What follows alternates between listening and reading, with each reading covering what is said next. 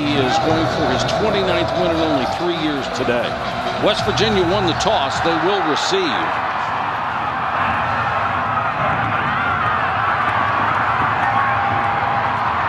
And they'll take it up across the 32-33-yard line. Jock Sanders on the return. Geno Smith, the sophomore quarterback out of Miami, Florida, has had a very, very good year. 22 touchdown passes, only 6 interceptions. Yeah, he has been a real pleasant surprise for this football team, and his composure. And, you know, Bill Stewart's got this saying he likes to mention, don't blink, to his team. Geno Smith doesn't blink. Something goes awry, something's bad, just get back in the game, figure out how to make the next play better. Noel Devine will start the game at tailback. He has been bothered since the 4th game of the year. Instead, they give it to Ryan Clark, the big back, and he'll get about a yard up the middle. This West Virginia offensive line, no one individual up top. They all play well together, though, as a unit, which provides the time for Geno Smith to throw the football at 64%. The backs and receivers, Noel Devine has had that injury. But Austin is an outstanding player who can take it the distance every time he touches it. He's in the slot. Sanders goes in motion. 4-man rush, and they throw incomplete to Jock Sanders. Well, I got to tell you, that first 2 plays here are a way that Rutgers would like to have started the football game. You know, have West Virginia not executing. The defensive line, Charlie Noonan, he's the captain at number 96, and he's a good footballer. So is Silvestro. These linebackers are active, led by Antonio Lowry. And in the secondary, Green, number 20, is a guy that has 72 tackles. He's played extremely well this season. 3rd and long for the Mountaineers. Smith goes to the shotgun. Blitz coming. He hangs in a pocket and just hangs the ball up, incomplete. And there's going to be a flag. It was Tavon Austin, and LaFage was right in his face. Austin trying to come back to the ball. And that will draw a pass flag. Interference, 26 defense, 15-yard penalty, 1st down. So the Mountaineers get a break. Absolutely a break here. I think this is a bad call. It looks like that the pressure comes from the middle. Geno Smith is forced to throw the ball up, basically just a Hail Mary. Little bit of contact there, but LaFage, he's not in there. He's not doing anything. The contact just as the ball's getting there. That's one of those bang-bang plays. Devine comes back in at tailback after 2 spectacular 1,000-plus seasons. He has really been limited by that toe injury, and they really don't even let him run the ball that much anymore. Jock Sanders, 40, 30. The little guy knocked out of bounds inside the 25. Sanders with 59 catches this year. That was a gain of 29. LaFage pushed him out of bounds. Well, you know what? If you're Rutgers and you're watching this game, you're saying, wow, this has been kind of the story of our season. We get a pass interference call after we stop the deal. The very next play, West Virginia wakes up. Sanders is one of those guys, just an explosive player, which is typical of a West Virginia Mountaineer offensive player. He and Devine are going to be the 2 diminutive seniors that they hate to lose the most, guys who have really produced big yardage. Devine says he doesn't have that initial burst and really can't make the cuts that made him famous, made him a Heisman Trophy candidate. And there are people around here who will tell you, had he been healthy again this year, they might be undefeated at this point. We have seen him in his career make some cuts that were just amazing. And for him not to have it, but still have the courage to go out and play and try to do what he can for this team, shows his leadership. Sure does. They bunch 3 wide receivers to the right this time. And Devine straight up the middle. Not bad for a guy that's hurt. 1st and goal at the 8-yard line. LaFage, who's been busy from his safety spot, made another tackle. Yeah, now everybody has to stay at home. Watch up here in the linebacker. Watch what happens at the snap of the ball. You see how there's a fill there, and it leaves a big void back on play side. That's just a smart play. Geno Smith reading, sees where to give the football, and you have to play sound gap control against this offense or you'll lose. Ryan Clark, big number 32, comes in again. Clark will get the carry, spins off 1 tackle, goes down, ball came loose. Rutgers has it.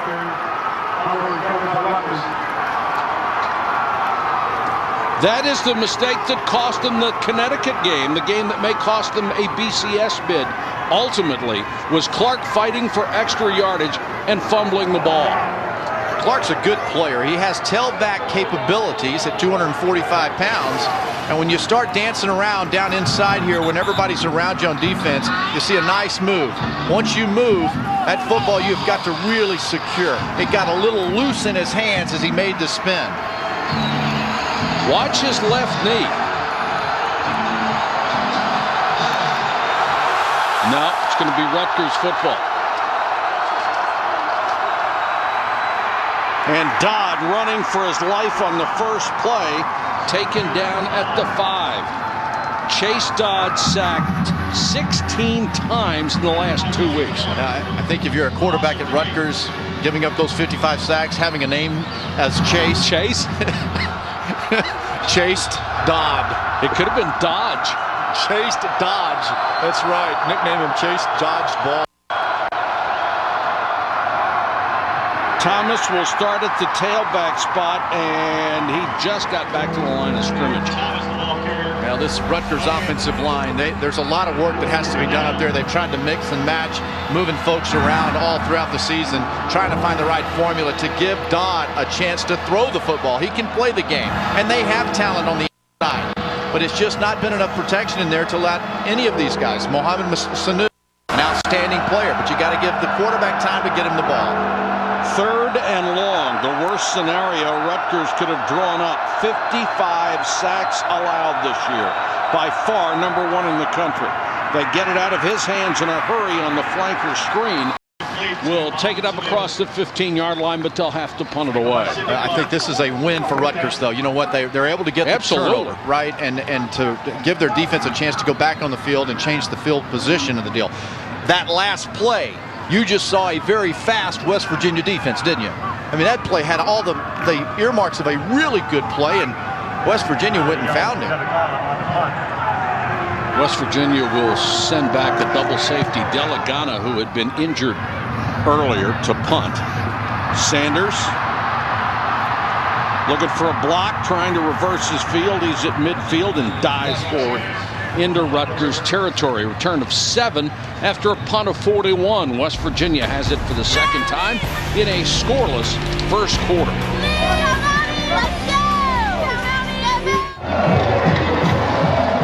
When the visitors arrived, they said they came in peace. They lied. ABC's V. They return Tuesday, January 4th on ABC. They also failed to mention that part about being lizards. Yeah, keeps me off that island. Geno Smith in the shotgun on first down. Has time and throws to Tavon Austin. What a move!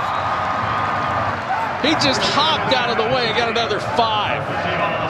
This guy has running back skills, and you saw that right there after he catches the football, but wide receiver hands. And in this offense, and with Geno throw the football, I think the future is he's a wide receiver. Well, he's already stated his intention that he would like to stay there. Bill Stewart was determined to bring him in as the little scat back. As you see Devine trying to make a cut and gets inside the 35 to the 34. But Bill Stewart has changed his mind. He said Tavon Austin is too valuable on the outside, and he would like to get a couple of bigger backs in there instead of these guys that go 175 pounds. Yeah, well, plus you just can look no further than Noel Devine to see what happens when you're running back smaller and what the body, the blows that it takes. Austin has the ability on the outside to stay a lot healthier and have explosive plays. Here's the running back of the future, number 20, Sean Alston. He's behind Clark. Alston, nice cut inside the 30 to the 28-yard line. Alston is 5'11", 222 pounds out of Hampton, Virginia. Yeah, it's interesting, Bill Stewart's comment about, down the road, we're going to change this idea of the zone read because Geno Smith, a sophomore, is more inclined in his skill set to throw the football. And he's not a running quarterback, and they don't have depth there. So you're going to see a little different Mountaineer offense in the future. 3rd down and 3 for West Virginia. Smith complete for a first down and more to the big fullback Ryan Clark. And he's taken down by Antonio Lowry, the leading tackler on this Rutgers football team. That's a play they like a lot, that little quick bootleg. Yeah, the wisdom here just shows you the maturity. Get the ball ready to come out of your hand when you're coming on that bootleg. And an accurate thrower. We've seen Smith do this throughout the season. If you give him time to throw, he'll find his receiver. He has really come on. And he is actually the third different quarterback to start for the Mountaineers in the last 3 years. Flanker screen to Austin. Had a block in front. Tavon Austin. Touchdown. 19 yards. And these wide receivers, Craig, block so well downfield. You know you have a chance to spring someone, Mike. So when you're downfield, the talent that they have is going to open up that field for them. They all reciprocate. You don't have to blow them up. You just have to occupy. We saw Sanders do that right there. Looked like J.D. Woods, number 81, had his man on the ground. Bittenkirk comes on for the point after.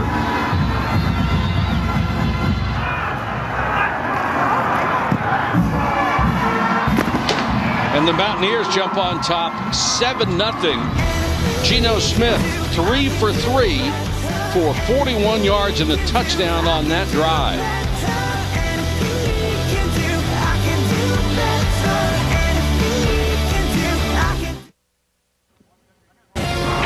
ESPN's College Football on ABC, brought to you by K Jewelers, the #1 jewelry store in America. Every kiss begins with K.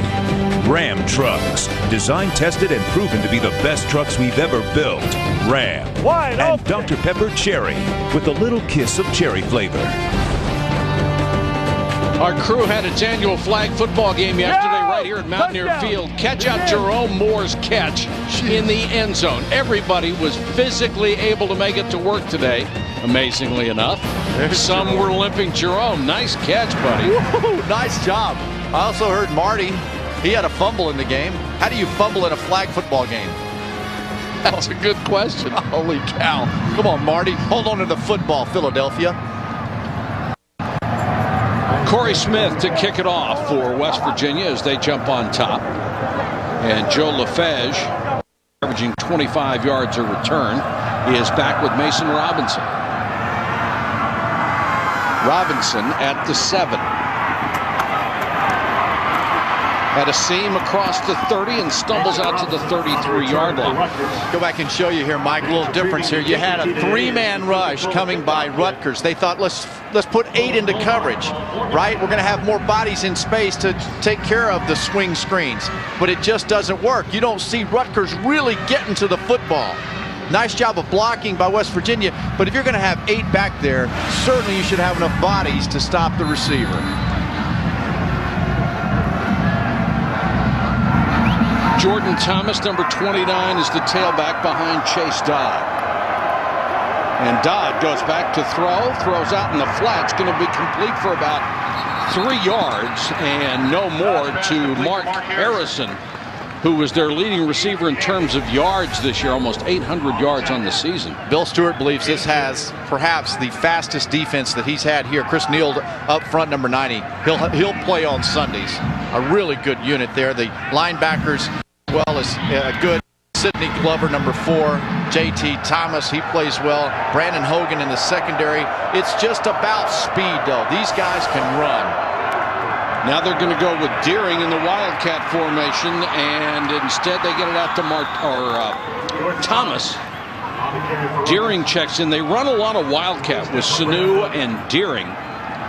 Both of them very quick, and both of them listed as wide receivers. Yeah, it just gives them an attitude when they've got it back there like this. And, you know, Deering's a guy that had 166 yards on the ground against Syracuse.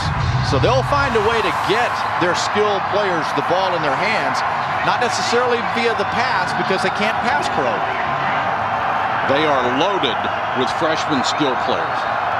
Jerry is in to take the direct snap again. He'll keep it this time, and the Mountaineers ready for him. They got him in the backfield, and leading the charge was Anthony Leonard and Najee Good, the linebackers. And these guys have such tremendous speed. They can chase down even. You see 9 blue jerseys in that box right there, Mike. It's going to be really hard to run against that. They're going to sit there and say, okay, you have got to throw the football if you're going to beat us. We're not going to let you beat us with a run. Chase Dodd checks in. One of the problems with having Thomas, the tailback, who's in there now, he's only a freshman, doesn't pass protect that well. Dodd back to throw, under pressure, down he goes. Sack number 56. That was a coverage sack. Julian Miller got there, and one of the problems you're going to have if a quarterback holds the ball that long, he's going against it. Yeah, and watch the drop. You know, when you see him go back and he puts his foot in the ground, there's pass protection up front. It's not that bad. Let it go. Against this Mountaineer defense, who's extremely fast, you got to let the ball go. Throw it away. Don't take the sack. Julian Miller already has 2 sacks on the day, giving him 7 on the season. West Virginia showing a 5-man front.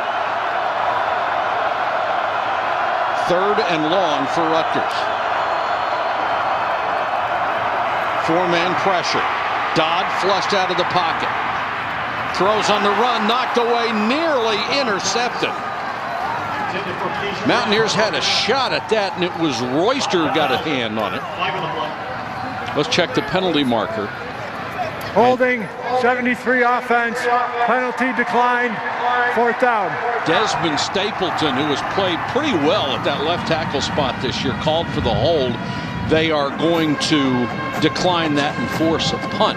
Now, when you look down here, it wasn't that long ago when they were pretty good at not allowing anybody to get to the quarterback. They were great. Yeah, but I've already seen right here, Chase Dodd's going to have to run football. He can't see beyond that 6'5" offensive line in front of him. He can't see the field. Sanders and Hogan, twin safeties. Hogan all the way back inside the 10. And falls out across to 25 to the 27-yard line. Nice 18-yard return after a pretty 52-yard punt.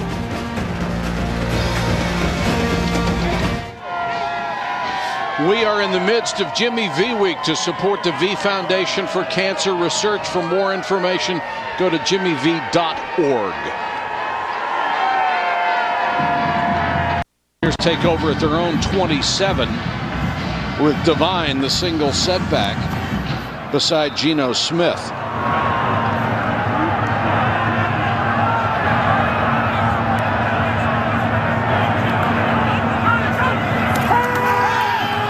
Smith, quarterback draw.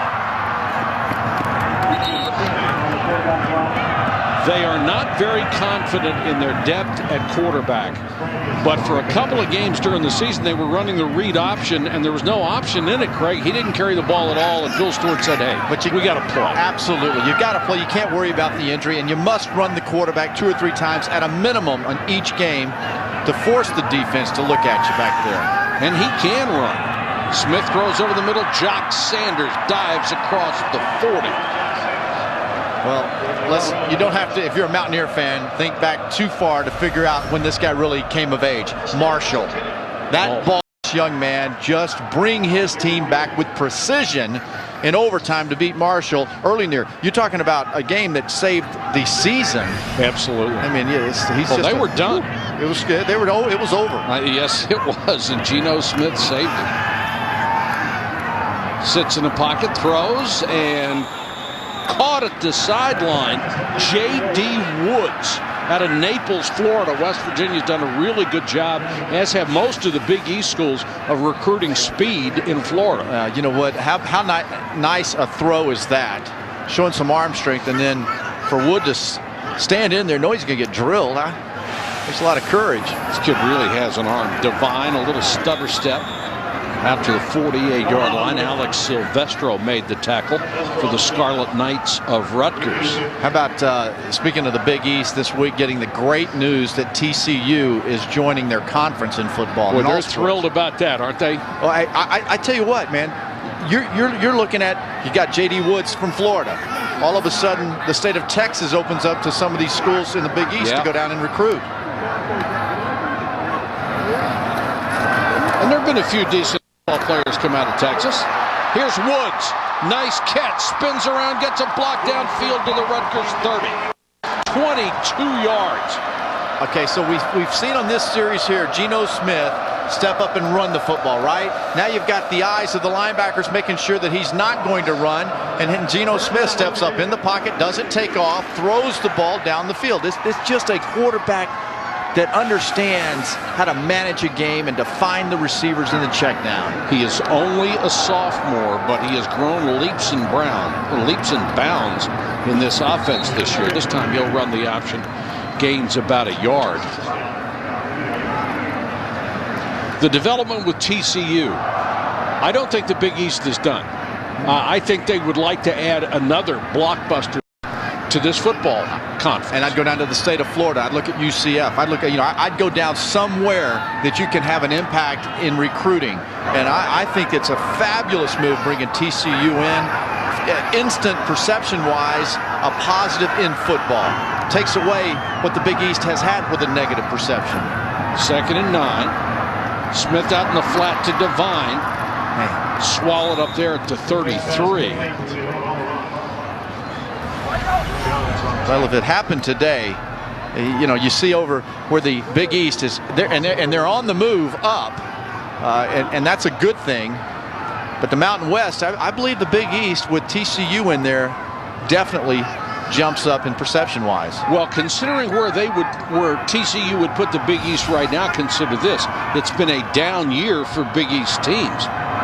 If they were having a banner year and they had TCU, they go way up. Blitz coming. Smith trying to get rid of it. Does. Completes it to Sanders inside the 20. Lost the football. And may have gotten it back. No, Rutgers has it. The second West Virginia fumble. Knocking on the doorstep against that Rutgers defense. Well, there are two sides to every coin when it comes to big plays. And Jock Sanders, we've seen him many times with the second and third effort make great explosive plays. But once you start doing that, you expose yourself. And you've got to take care of the football. Rutgers defense trying as best they can to have a great game to give that offense a chance to stay in this thing. If you're on the West Virginia sideline right now, you're one of the coaches, you're saying, does this look horribly a lot like the Connecticut game to you? I mean, they have to be freaking out over there. Thomas goes straight up the middle of the 20-yard line. It's a gain of 7. You cannot continually make mistakes against anybody, even a team like Rutgers that has lost 5 in a row. You keep them in it, they become more and more dangerous. And they got nothing to lose. Rutgers is loose. They're gonna let it go and try things today that might surprise West Virginia.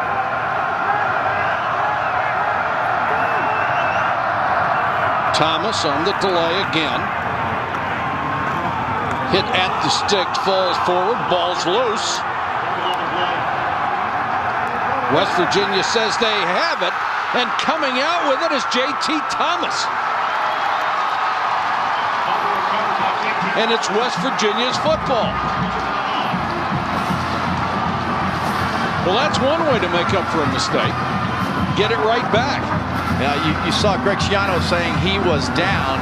You got the official still trying to mark one spot. He's got 2 hands on the ball. It's starting to become loose. That ball, well, he still got it.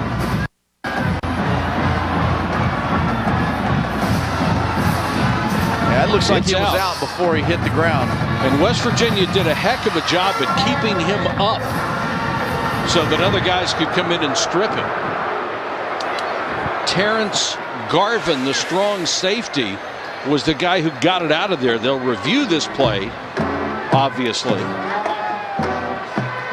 Jordan Thomas is a true freshman, and you just got to understand that when you're down and you're playing against a team like West Virginia that gets a lot of helmets to the ball, if I'm the running back coach, I'm saying, fellas, you better make sure you hold on to it. And he's trying to get the 2 hands to it. Looking for indisputable video evidence to overturn the rule. I think that ball's out. Ball's out before he goes to the ground. Bob Welch is the replay official. He'll be taking a look at this. And it's the kind of mistake that Rutgers, with their lack of firepower, cannot afford to make. They've gotten 2 big breaks on West Virginia fumbles.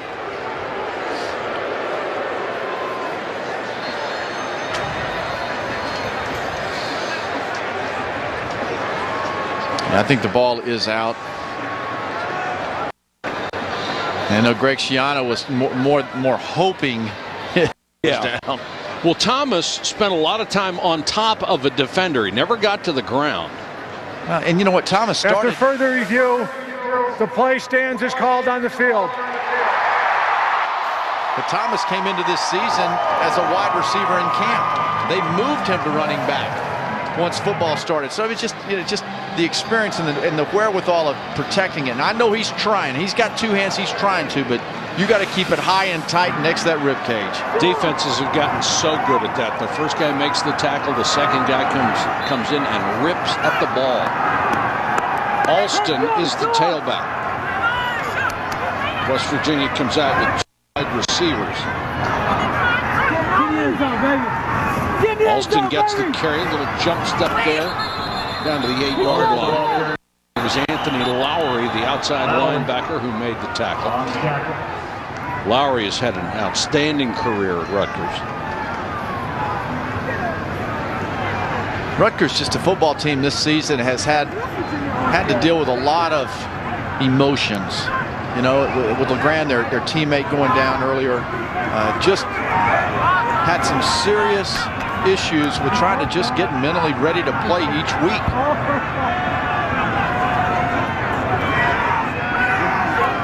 Empty backfield for Smith. Three-man rush. Out in the flat to Sanders. Sanders breaks a tackle. Dives inside the 1. Saving stop by David Rowe. And West Virginia again knocking on the door. ESPN's presentation of college football on ABC will return after this message and a word from our ABC stations.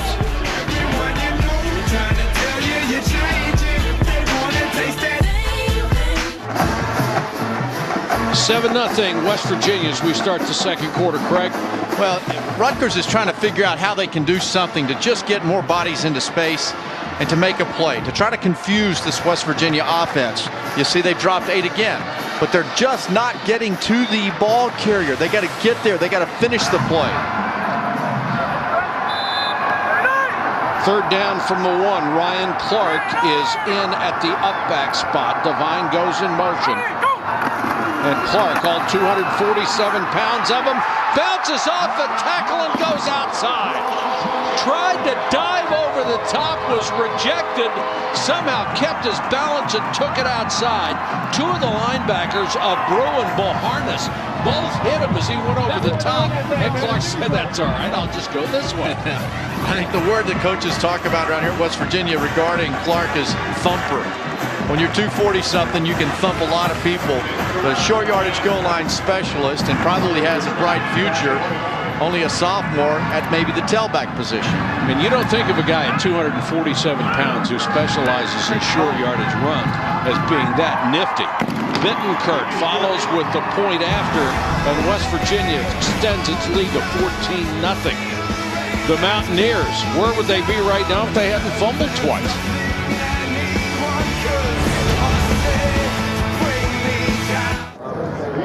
Welcome back to college football presented by Kay Jewelers. You better believe that Owen Schmidt, the former Mountaineer and the current Philadelphia Eagle, really appreciated that last run. Big back, 250 pounds, showing some quick feet, some balance.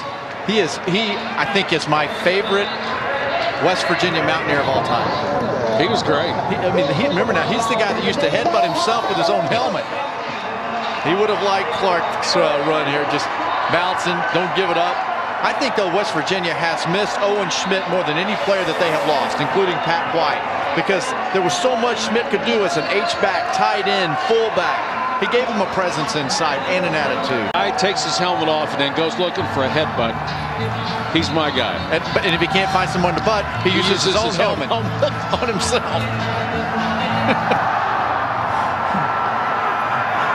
Robinson to return for Rutgers across the 20, 25-30. Swallowed up at the 33-yard line and pushed back. Tonight, first on the line on the ESPN family of networks. On ESPN at 7:45, number 21 Florida State against number 15 Virginia Tech. It's the Dr. Pepper ACC Championship. On ESPN 2 at 8, Connecticut needing a win to clinch the Big East faces South Florida. Then on ABC at 8, number 9 Oklahoma, number 13 Nebraska in the Dr. Pepper Big 12 Championship. Dr. Pepper Championship weekend on ESPN, ESPN2, and ABC. Chase Dodd running for his life, throws incomplete. That's when you need some help from a tight end like D.C. Jefferson. When you do get outside the pocket, you're able to throw, considering their lack of success. You can't have the guy drop the ball. And you know what? Dodd did the right thing by pressing the corner, opening up. Jefferson makes the nice throw with the shoulders. And that's just, again, another storyline for this Rutgers offense, inconsistency. Now they'll go with Jeremy Deering, number 18 in the Wildcat. He was a high school quarterback but didn't throw that much, and Deering lowers his shoulder and takes it out to the 37-yard line. J.T. Thomas on the stop. Sanu, who had gotten a lot of playing time at that Wildcat spot, or as they call it, the Wild Knight, has had an ankle injury. He can actually really throw the ball. Sanu has an arm that can get the ball downfield 70 yards. Deering's more of a swing pass thrower, not deep down the field. 3rd and long, Dodd goes to the shotgun. Already been sacked twice.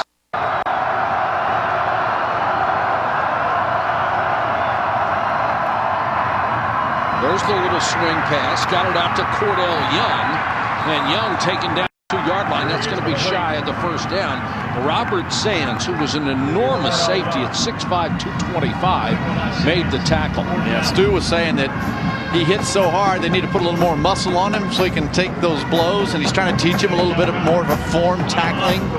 He just blows people up right now. Yeah, and sometimes blowing himself. Exactly. Sullivan is on to kick, and Sanders waits back at his 20. It's a fake. They throw it, and I don't know if they got the first down. That's a good mark up near the 45, and it is going to be a first down if that spot is there. I like the call. How many times have we seen Greg Schiano call a fake field goal, fake punt, something big that he needs for his team, understands the situation? You're down 14-0. More than likely, you're not going to stop West Virginia, but I thought it was a nice spot, the right spot. Very well executed. Patrick Kivlahan makes the tackle, and he was across that yellow line, unofficial though it may be. Dodd straight back to throw. Good protection this time. Wants to go deep down the middle. Throws it up for grabs. Incomplete. Intended for Harrison. But Harrison could not get away from Keith Tandy, who is 4th in the country with 6 interceptions and has had a terrific second half of the season. It is absolutely Dodd's favorite target, but Harrison's got to keep running on that ball. And he kind of gave up about 30 yards down, started to alter his route. You just got to stay with it. Use your height. Go down there. You're 6'3". You got an advantage. Todd's a freshman. Harrison's a sophomore. Thomas, another youngster. Sanu is a sophomore. Deering is a freshman. Just loaded with young talent, but they have had the wheels fall off the second half of the season. Now watch 70 Desmond Wynn when he pulls on this play, and it just doesn't seem like Thomas feels it. I know the play is designed to go inside, but you got to be patient and use your vision as a runner so that you can make the cut outside if that defensive end bails on you in the side. Number 11, Bruce Irvin, is on the far side of the West Virginia defensive line. He is the designated pass rush specialist. He has 10 sacks. Transfer from junior college.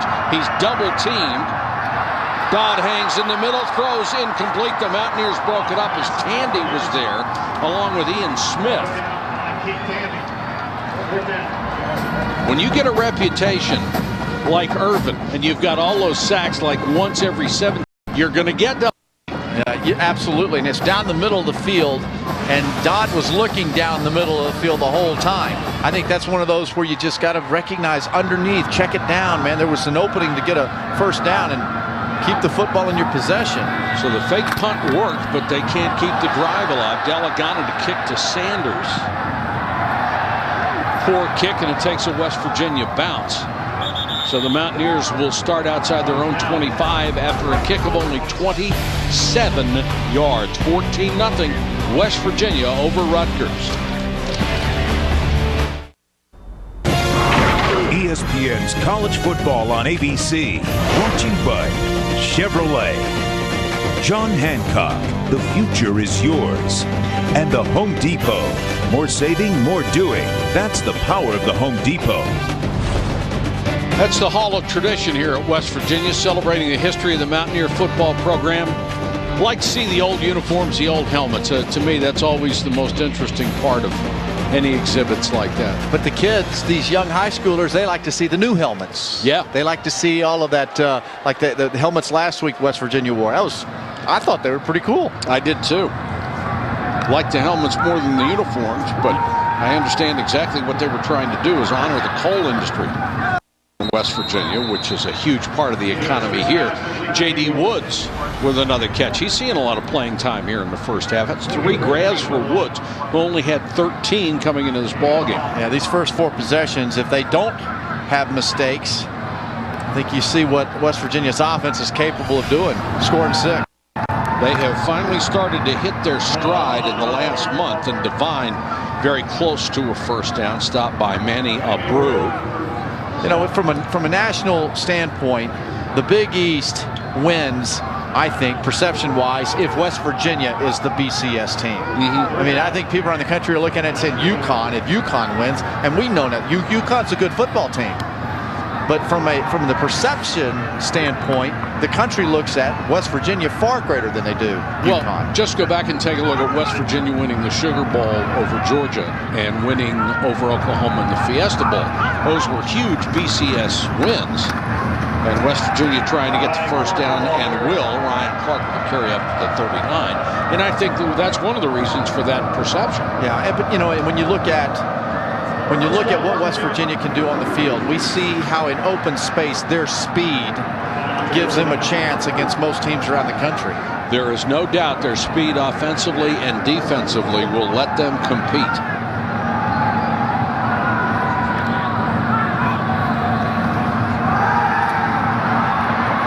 Smith dancing around in the pocket. Still looking for blocks, throws just off the fingertips of Devine, who ended up out in the pattern. Smith has a really good demeanor about him as a quarterback, very calm. It's if you're a coach, it's comforting to have that calm when you've got so much explosion around him. Everybody else can take it the distance, right? Just have one guy that distributes the ball to his playmakers. That incompletion broke a string of 11 in a row for Smith. So he's 11 for 13 on this young day. Devine nowhere to go. He was down, the ball came loose, no whistle. And they are going to say Rutgers has the football. Abreu got it out of there and made the recovery, number 51. From up here, it looked like he was down. Let's take a look. It's just, you know, right before. Yeah, I think the elbow hits the ground, which causes the fumble, and that can't be the case. They're going to snap this as fast as they can. Oh, they didn't get it off. There's a challenge by Coach Stu. He knew it. Wouldn't you like to see that rule changed? Where you can't go snap it? West Virginia, first time out of the half. I mean, the whole idea of the replay system is to get it right. You've got a rule in there that allows somebody to snap the ball prematurely before they would otherwise, so you don't get it right. Under further review. I kind of like it because it forces the hand of the coach who didn't have the play go his way. It does that. He's got to be on his toes. Yeah, I think the ground causes the fumble, which, as we know, can't be. His forearm is on the ground. I had a teammate one in New England. He said, "Fumble can't cause the ground, cuz." I said, "Well, I think you got that a little bit messed up on your what you're trying to tell me." Well, that's probably true too. But see, the craziness is I understood him.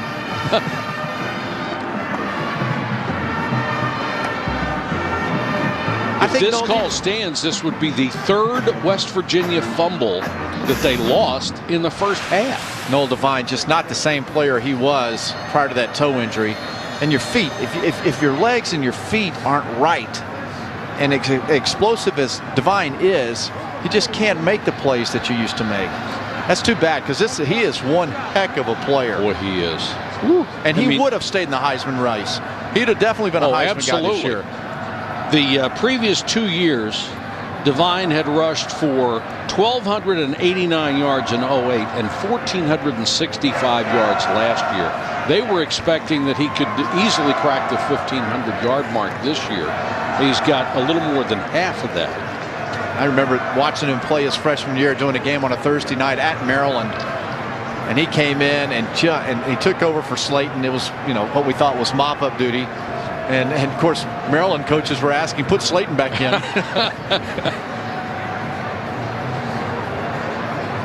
Yeah, they're looking for indisputable video evidence to overturn this ruling on the field.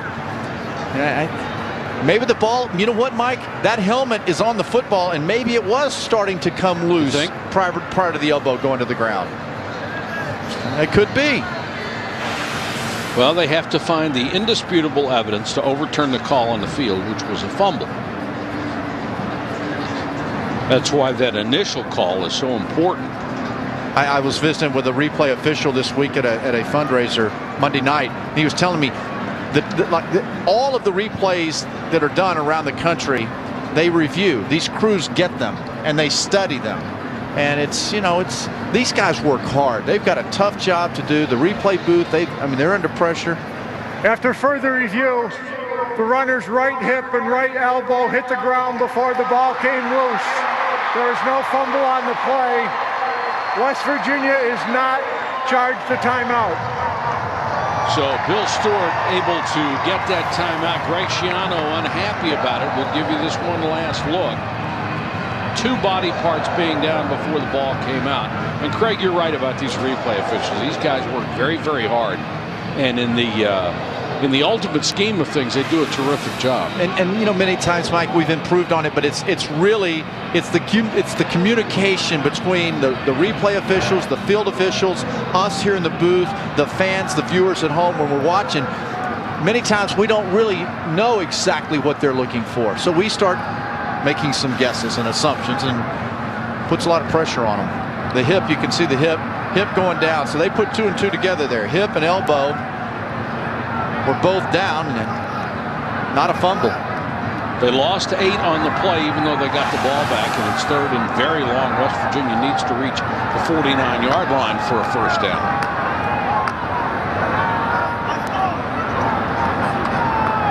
I'm not sure what the current delay is. It may be about where the ball was marked or how much time is on the clock. That is usually an issue. Well, it's time stamped there on the video that they're watching in the replay booth, and they can quickly look at it and let the referee know, hey, here's where it was on the clock.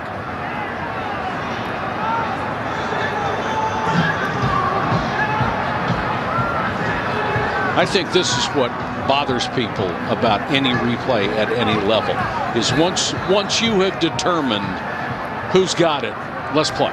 Yeah, well, they're looking for the spot of the ball right now.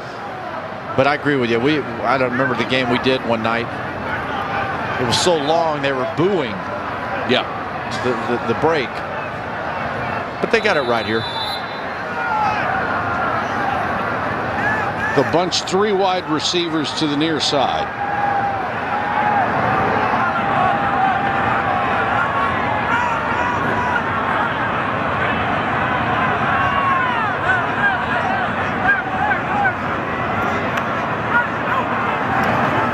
Blitz coming.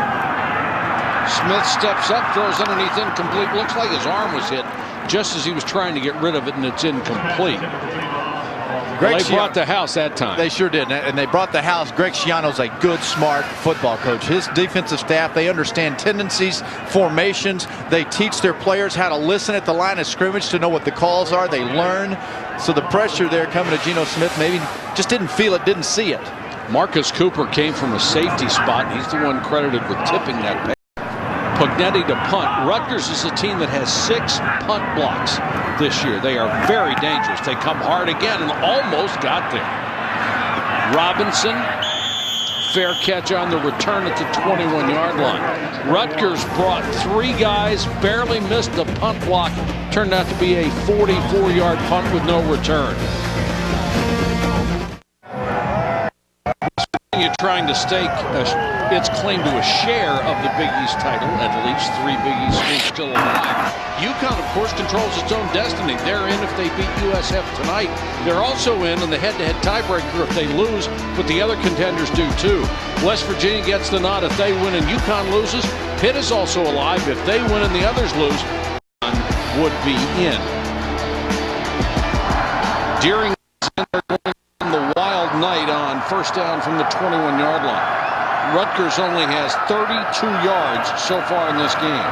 Deering straight up the middle, bounced off 1 tackle out to the 27. Let's take a look at our Pacific Life game summary, Craig. Yeah, you know what? West Virginia has been able to overcome a couple of fumbles. Geno Smith started out for 11 of 11. He's been hot distributing the ball on the outside, and his playmakers doing their job, and then Clark, the big guy, bouncing off the pile, getting it into the end zone. And right now, I get the feeling that West Virginia is trying their best not to play down to Rutgers level, and stop turning the ball over, and they'll be okay. First time out of the half. Rutgers calls timeout. And we have 9:13 to go in the first half of play. Mountaineers up by 2 touchdowns.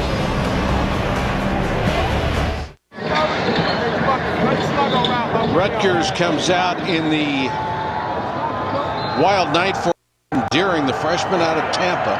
6'3", 205 in the ballgame, and he's head straight up the middle. And he's got the first down out to the 33.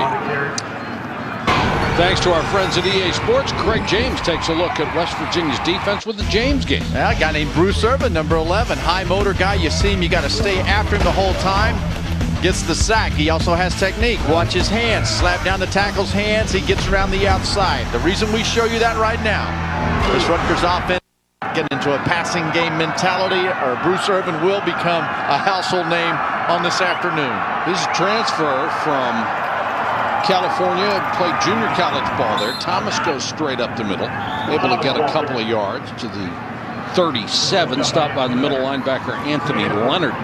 Irvin, he's 235 pounds, has great speed, 10 sacks coming into the day. And Coach Stu just raves about this guy, doesn't he? They think he's going to be a full-time defensive end, a pass-rushing defensive end next year. I like that. When you watch him and on this team here, Chris Neal, number 90 on the inside, who occupies a lot of bodies, sure makes it tough to block on the outside when number 11's coming hard. Thomas, the running back, has a nice hole off the left side, and Thomas has another first down out to the 45-yard line. So after gaining 32 yards in about the first quarter and a half, Rutgers has run out 2 first downs in a row here to the 45-yard line. Hey, you know what? The Rutgers offensive line's doing a nice job of not allowing penetration. I like what they're doing here. Methodical. Again, this is a well-coached football team that has some talent players. They just haven't had it come together this season. 4 straight runs of 7, 5, 4, and 8 for the Scarlet Knights. Deering in the wild night formation again tries the middle, bounces outside, and swallowed up by a bunch of blue shirts, but picks up 7. Robert Flores has an update from the studio. Robert. Hey, Mike, Dion Lewis had just 34 yards in the loss last week to West Virginia. He's got 163 yards and 3 touchdowns right now as Pitt leads Cincinnati 21-7. Conference USA Championship being played right now on ESPN2. Central Florida leads SMU 7-0 late first half. Mike. Oh, Robert, thanks very much. D'Angelo Williams checks in at running back. Dodd is back to throw. Good protection this time. Throws wide. He can't waste those opportunities. He hasn't too many where he can set his feet in the pocket. Well, this is a team. Now, again, think back to last year. Tom Savage, who's a sophomore this year, came in, had a fabulous freshman season. Yes, he did. A phenomenal season. 14 touchdown passes, only 7 picks. There you go. And so it was a team MVP in their awards. A great player. And Chase Dodd came in and just kind of got hot his first game, started against UConn for 322 and kept the job. Savage had a hand injury that gave Dodd his opportunity. Little push pass out to Cordell Young, and Young has a first down for Rutgers. But Tom Savage, they're going to have a hard time keeping him because he's a player. You know, he doesn't want to sit around behind a freshman and Chase Dodd. So hopefully what Greg Schiano will be able to accomplish is to convince these two guys to compete for the job. And it's going to make you better. Wherever you go, you're going to have to compete. Savage, whether it's at Rutgers or wherever he would transfer. Oh, sure. You know, so you just got to stay and compete, finish your job. But you got to know as a player, you're going to be given an honest opportunity to compete. Dearling is in there. Spread option. Gets back to the line of scrimmage and no more. Sidney Glover came up. Josh Taylor, number 94, finished him off. So basically, you're taking skill guys right now, wide receivers and running backs, using them at the quarterback spot and trying to run the option. It's simple. And as much football as we watch throughout the fall, teams win who are able to get the ball in their best players' hands. And so right now, that means you've got to put guys like Deering and Sanu, they got to go back and play the wild night position. You got to get the ball in their hands. It's very effective, but the downside is when you have to throw, you're in trouble. Throw to Thomas out in the flat. Thomas hitting the backfield and taken down, and West Virginia sniffed that one out. Terrence Garvin, the strong safety who leads his team in tackles, came up and made the tackle in the backfield. It's time for Rutgers to realize that West Virginia is flowing mighty hard. They're going to have to come with some kind of misdirection. The ball wasn't thrown well where he had a chance to get up the field and run the ball. But you've got a very fast, aggressive, pursuing defense. There's our man down there in the end. Bruce Irvin, number 11. Chase Dodd checks in at quarterback. It's a passing situation on 3rd and 13.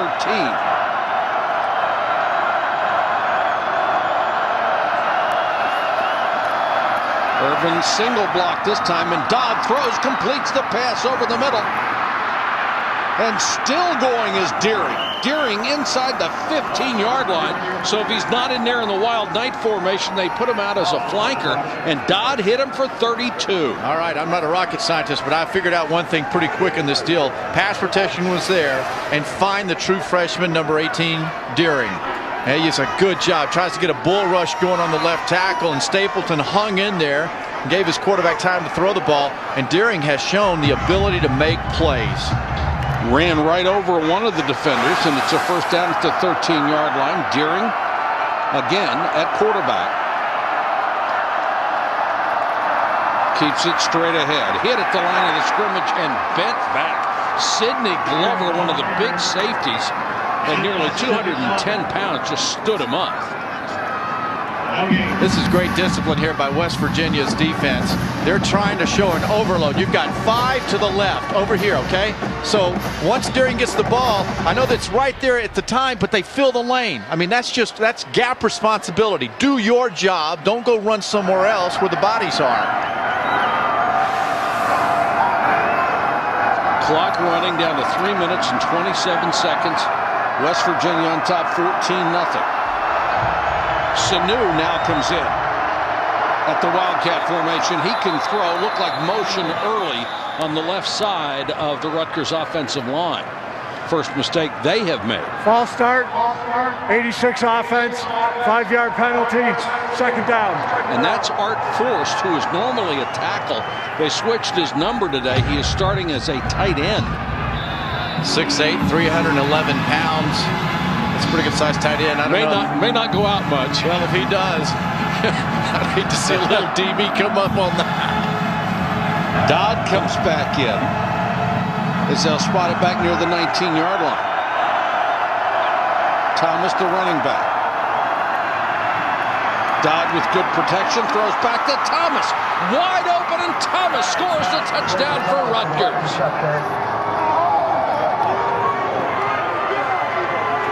The freshman from Endicott, New York, got lost in the flat. Dodd got protection and hit him. What I just say to you, Mike, about misdirection, you've got an aggressive defense. They're overflowing. You've got to take advantage of that. You've got to make a call that takes advantage of a defense not staying in hole.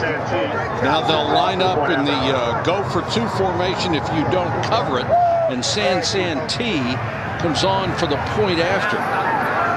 That was a nice drive by Rutgers. 79 yards in 12 plays, 6:51 off the clock. And San Santee knocks it through, and the Scarlet Knights have cut the lead in half. 2:52 to go in the first half of play. West Virginia 14, Rutgers 7.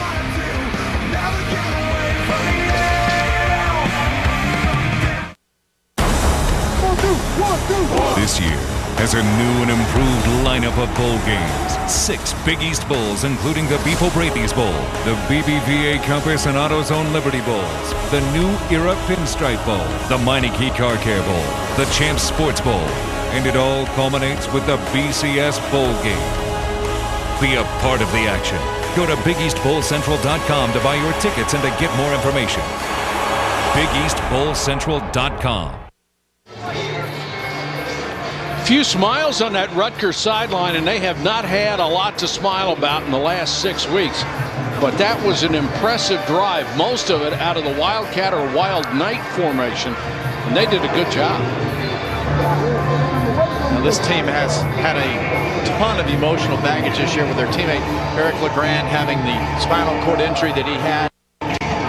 Emotionally handicapped. I mean, you can understand too, as a parent, as a player, as a university. And there was some good in the last week. He is breathing on his own in a rehab center, and that is wonderful news for him. And of course, all his teammates thinking about him constantly. Eddie Davis on the return. And Davis across the 35 to the 36-yard line. Let's take a look back with our Chick-fil-A drive recap, Craig. Well, it all started because they were running the football. Rutgers found a way to run the ball. They moved the ball around and had a nice job of getting into Jeremy Deering's hand, and the run and the effort, and then the composure, the play action, the misdirection, execution. But because of the running, that West Virginia front four have not been able to get back and pressure out Dodd. Smith in the shotgun, gives to Devine, hit at the line of scrimmage, spins out, picks up maybe a yard. The middle linebacker, Steve Boharness, was right there. Mike, I want to try to show you that it's more of a bunny hop than a cut as we watch Devine. It's I don't know if bunny hop's the right word, but he's hopping. See, he's hopping. He's not hopping and exploding. Go to the screen this time and overthrow Devine, incomplete. No, he is obviously not 100%. And you know, when somebody says, well, he's 80% or he's 90%, he is certainly not the Noel Devine that drove defenses crazy the last 2 years. He can still get it done, but he needs a clearer field. He can't just make people, he can't evaporate in front of people anymore. Slot down here on the right.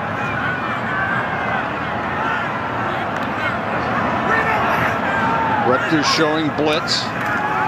They come with 6. Alston, Tavon Alston. He's thinking the whole time, I'm going to catch this pass and make this cut and get just a little more out of it. Gain of 26 on a perfect throw. Rutgers just didn't seem settled on that 3rd and long. They were trying to figure out how to line up on the inside, and you could just see that's not good technique. That's a blown job. Marcus Cooper over there, the sophomore, allowed himself to get lured into the middle. Austin took advantage of him. If Smith had led him the way you would expect, that pass would have been intercepted because he's throwing into double coverage. Jock Sanders fighting for extra yardage, picks up probably enough for a first down. Now for today's Aflac trivia question. What former Mountaineer is the only player to win MVP of the Super Bowl as a member of the losing team? Give you a minute to think about that. Quarterback. Got it. I got that part. Draw, Smith. Blockers in front. Smith inside the 15 to the 12. Manny Abreu chased him downfield and made the tackle, but another big gain for West Virginia with the clock running. Without Noel Devine's running ability in this game so far, the 2 or 3 times that Geno Smith has taken off has replaced that. That's a great point, Craig, and it really has. He has become that additional weapon. And Rutgers, with Greg Schiano out on the field, get a timeout and stop the clock at 1:11. Well, here was the Aflac trivia question. What former Mountaineer is the only player to win MVP of the Super Bowl as a member of the losing team? I bet you can't get this. I didn't. But I can't believe I didn't, because I was a huge Cowboys fan. And it was a Cowboy, Chuck Howley, who was an all-pro linebacker many years. The same followed Sam Huff. The Colts game. I was miserable. I mean, as a young kid, when they lost that game, I remember it was a field goal kick. And he was just a brilliant defensive player. Yeah, good drive for the Mountaineers here. They're down to the 13-yard line. Still plenty of time to go, trying to answer that Rutgers touchdown.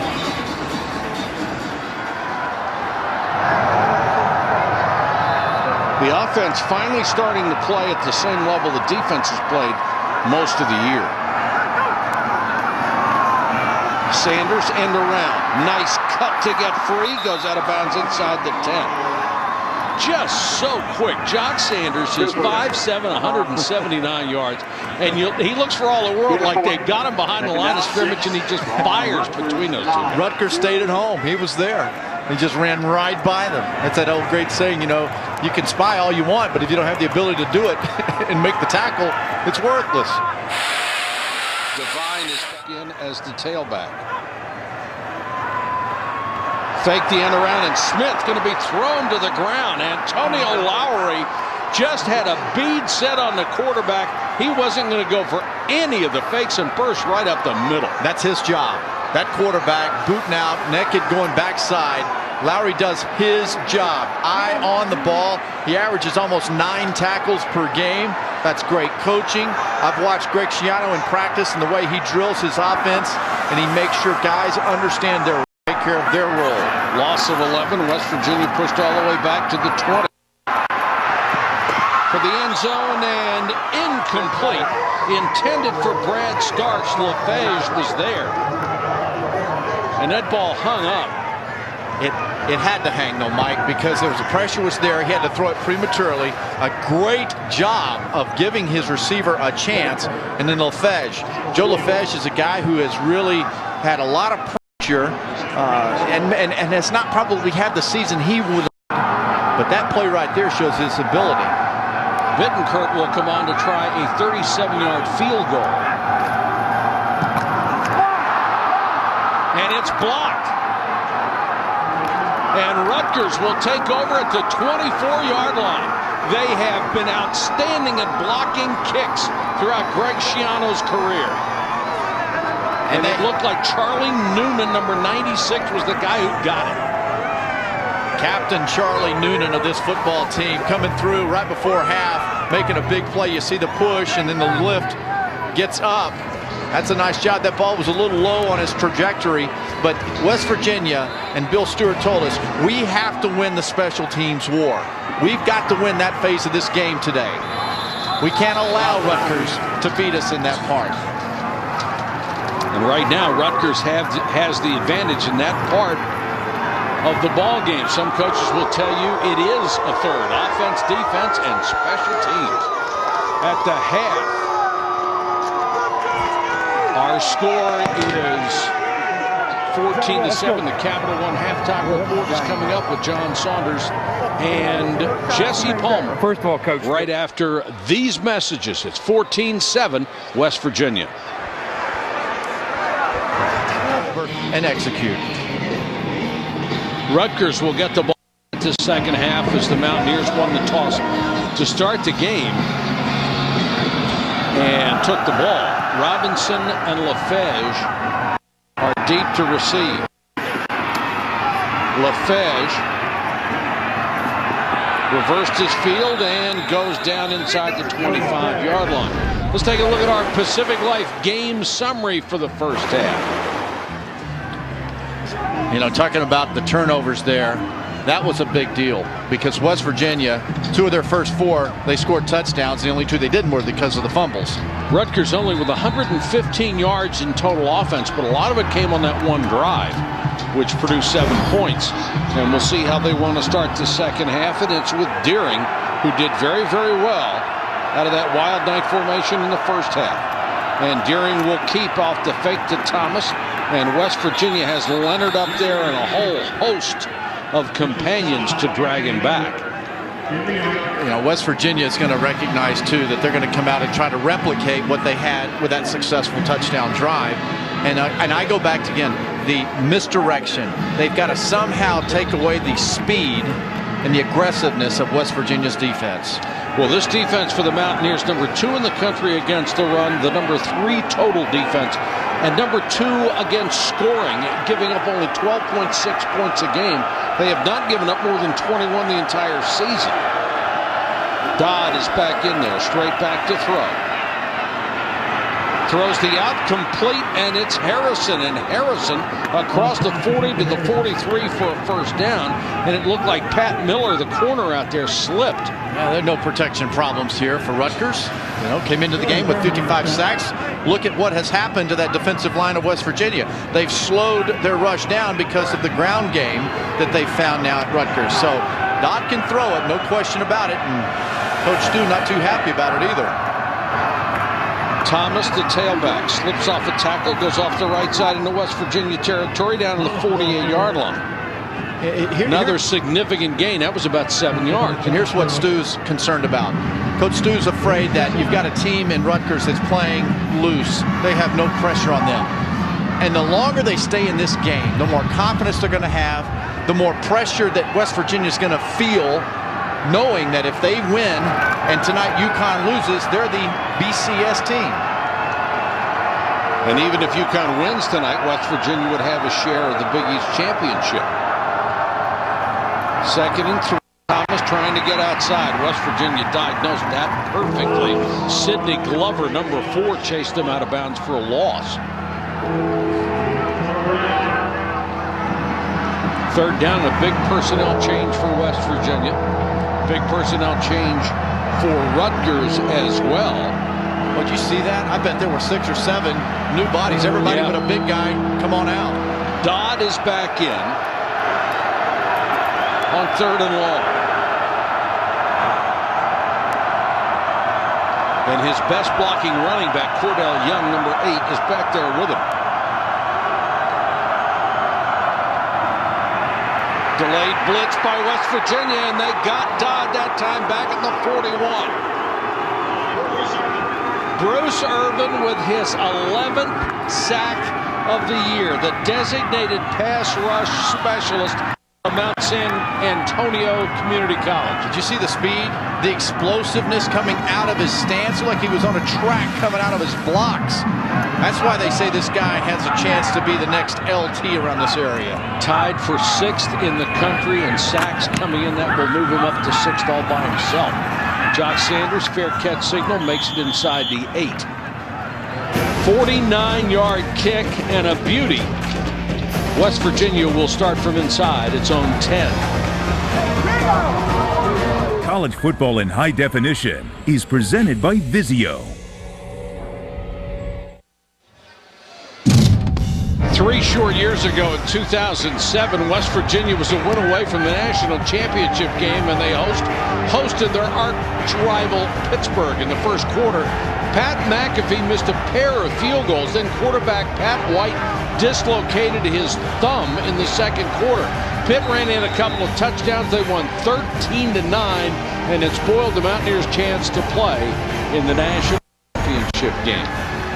Not as much on the line today, but certainly a shot at the BCS and part of the Big East championship. The Mountaineers only up 7 in this one.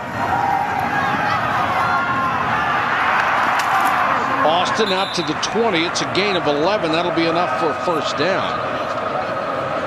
Abreu made the tackle.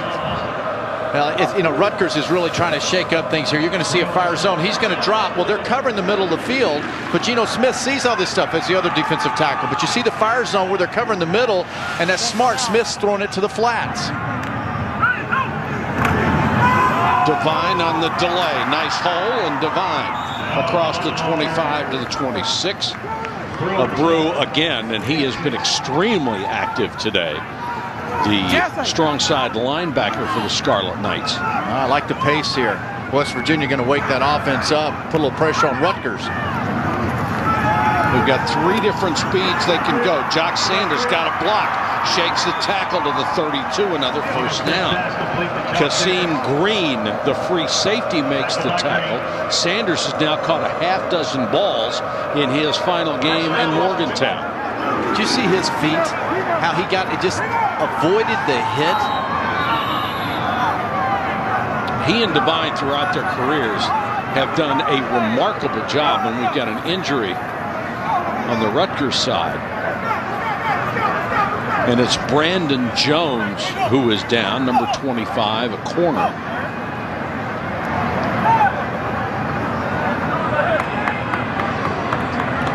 Well, there'll be plenty of football for you all day long and all night long, but we've got some great basketball as well. It's a rematch of the national championship game at 3:15 on ESPN. Butler and Duke, what a game it was. Butler lost some very talented, skilled players. Duke is loaded for bear and undefeated so far. Only be the third meeting between these two. You know what? The last, of course, was the national championship game. And I love college basketball, but and I've grown up. It's almost like you spell Duke one D-U-K-E. Yeah. You know, that's a good point. When are they not good?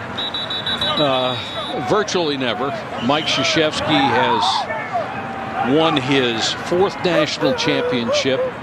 He is on the verge of passing Dean Smith and Adolph Rupp, and Bob Knight will be probably sometime next year. Just a remarkable accomplishment for what he has done with that program over the years. 1st and 10, West Virginia.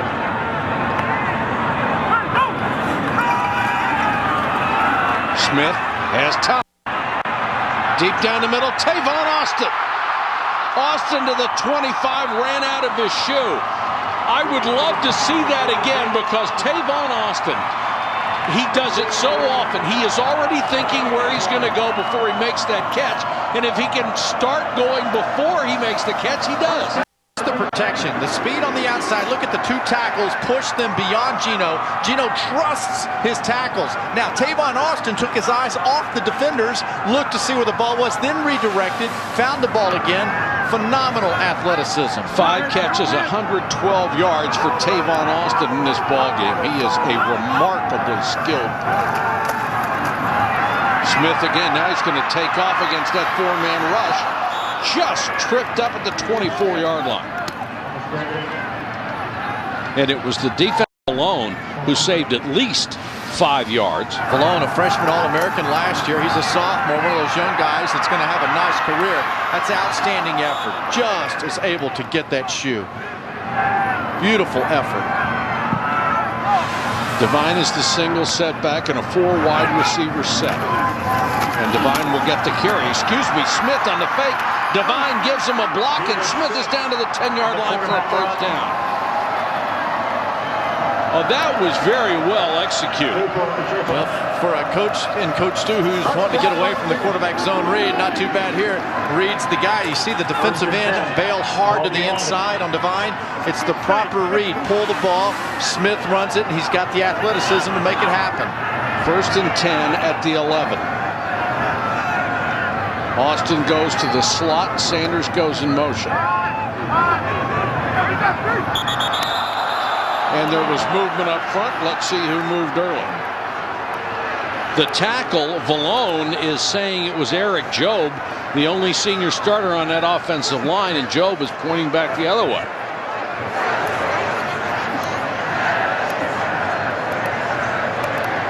False start, 61 offense, 5-yard penalty, down.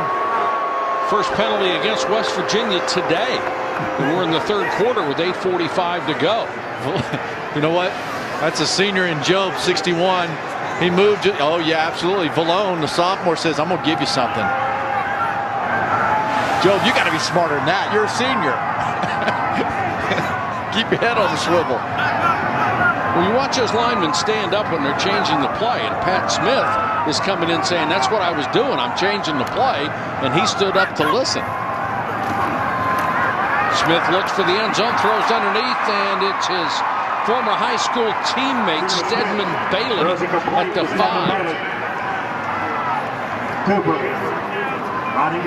Nice job of Bailey focusing, keeping this thing from hitting the turf. Hand strength, which we've been told he has great hand strength, and he also has great body control. Spotted at the 5. Smith cut down at the 2, had his legs chopped out from under him by Joe LaFege. A solid tackle. They need to reach the 1 for a first down. And here come the big guys. Ryan Clark leads them out, the 247-pound fullback, and Lindemood, who is his counterpart at 235, is in there. Now, I go back now. I know this is a strong, well-conditioned football team. You know, Jesse Palmer and I on Thursday nights have been doing workouts around the country. Right. Law School Hill, right behind us in this press box, owns half of my life, I think. It crushed me. And this Mountaineer football team, what they go through here in their training is unbelievable. That far short. Of course, you've given the other half of your life to that spa you went to. The spa treatment in Tucson on Wednesday was kind of nice. It was a first for me, and my feet have never hurt me, but they did now. I think they rubbed the manliness out of my feet. The pedicure felt great at the time, but my feet are hurting now. Lindemood, the up back. Clark, 7 yards behind the line of scrimmage. 3rd and inches. The last time, Clark tried to go over the top and had to bounce it outside. Clark off right guard, this time to the goal line. He's not in, but they're going to have a first down. Lowry made the. And it will be 1st and goal from an inch away. You see how deep and low those defensive tackles got, and then Lowry filling in there. I mean, that's one of the things today in the ball game where the Rutgers defensive line has been able to penetrate and negate that offensive line. 10th play of this drive. Everybody in tight on both sides. Clark again, touchdown. That's his 2nd running score today. It's just hard to stop some guy who is a good running back and weighs nearly 250. Any kind of a crease, he's in. Bittencourt is on for the point after, and the Mountaineers with an impressive drive to start the second half. 91 yards, and had to overcome their first penalty to get it. Yeah, they also had, this was on that particular drive, the big long pass, the great pass protection. Gave Tavon Austin a chance for a big play down the field, and then Clark finishes it off for his 2nd touchdown of the day. ESPN's College Football on ABC, brought to you by AT&T. We think possible. And Allstate. Dollar for dollar. Nobody protects you like Allstate. Are you in good hands? Part of that beautiful original campus here in Morgantown. There are 2 campuses at West Virginia University. Class is winding down here. Final exams start about 9 days from now. That's the time everybody loves, huh? Yeah. When it's wound down. That scoring drive, 91 yards in 10 plays, took nearly 5 minutes off the clock, and was exactly what Bill Stewart had in mind to start this second half. 30 degrees. I'm not sure where the thermometer is. I don't know where 30 is. It's not in this booth. No. LaFege missed one tackle. Stedman Bailey got him at the 35-yard line, and we check in with Robert Flores. Robert. Like Taco Bell studio update, you know, Central Florida began the day 9-3, tied with Florida State for the best record in the state of Florida. They're leading SMU 17-0. Latavius Murray a couple of touchdown runs. Meantime, coming up next right here on ABC, Mike Riley and Oregon State. 114th meeting of the Civil War against number 2 Oregon. For the Ducks, a trip to the BCS National Championship game on the line. You always got to be careful in those kind of games, and Mike Riley can coach. Dodd is in at quarterback for Rutgers, now down by 14 points. Dodd straight back to throw. Junior Miller chasing him from behind and overthrown, and it looked like D.C. Jefferson, the tight end, pulled up on that. It looked like a better throw from Dodd than an effort from Jefferson. Yeah, I think that Dodd was expecting Jefferson to stay down the field. He gets a little bit dislodged there. He just got to stay up the field. He just didn't see the ball. He didn't realize it was coming towards him, but that was a good job of Dodd moving up just enough to buy time to throw the ball down the field. Got to have a little more focus than that. D.C. Jefferson, a converted quarterback. Thomas, the tailback, will get a carry. And he's roughed up after about 2.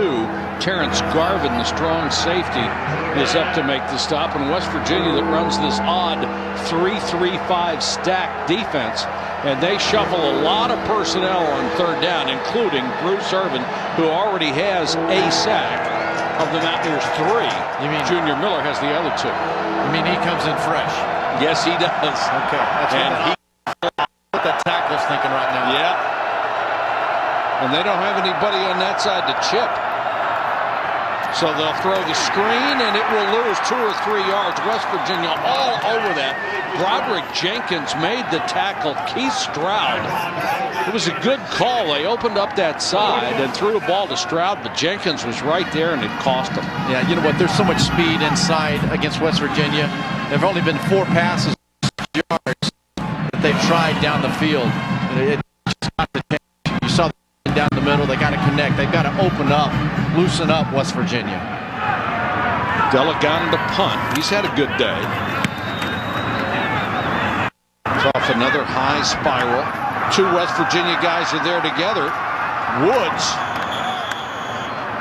takes it across the 25 to the 26.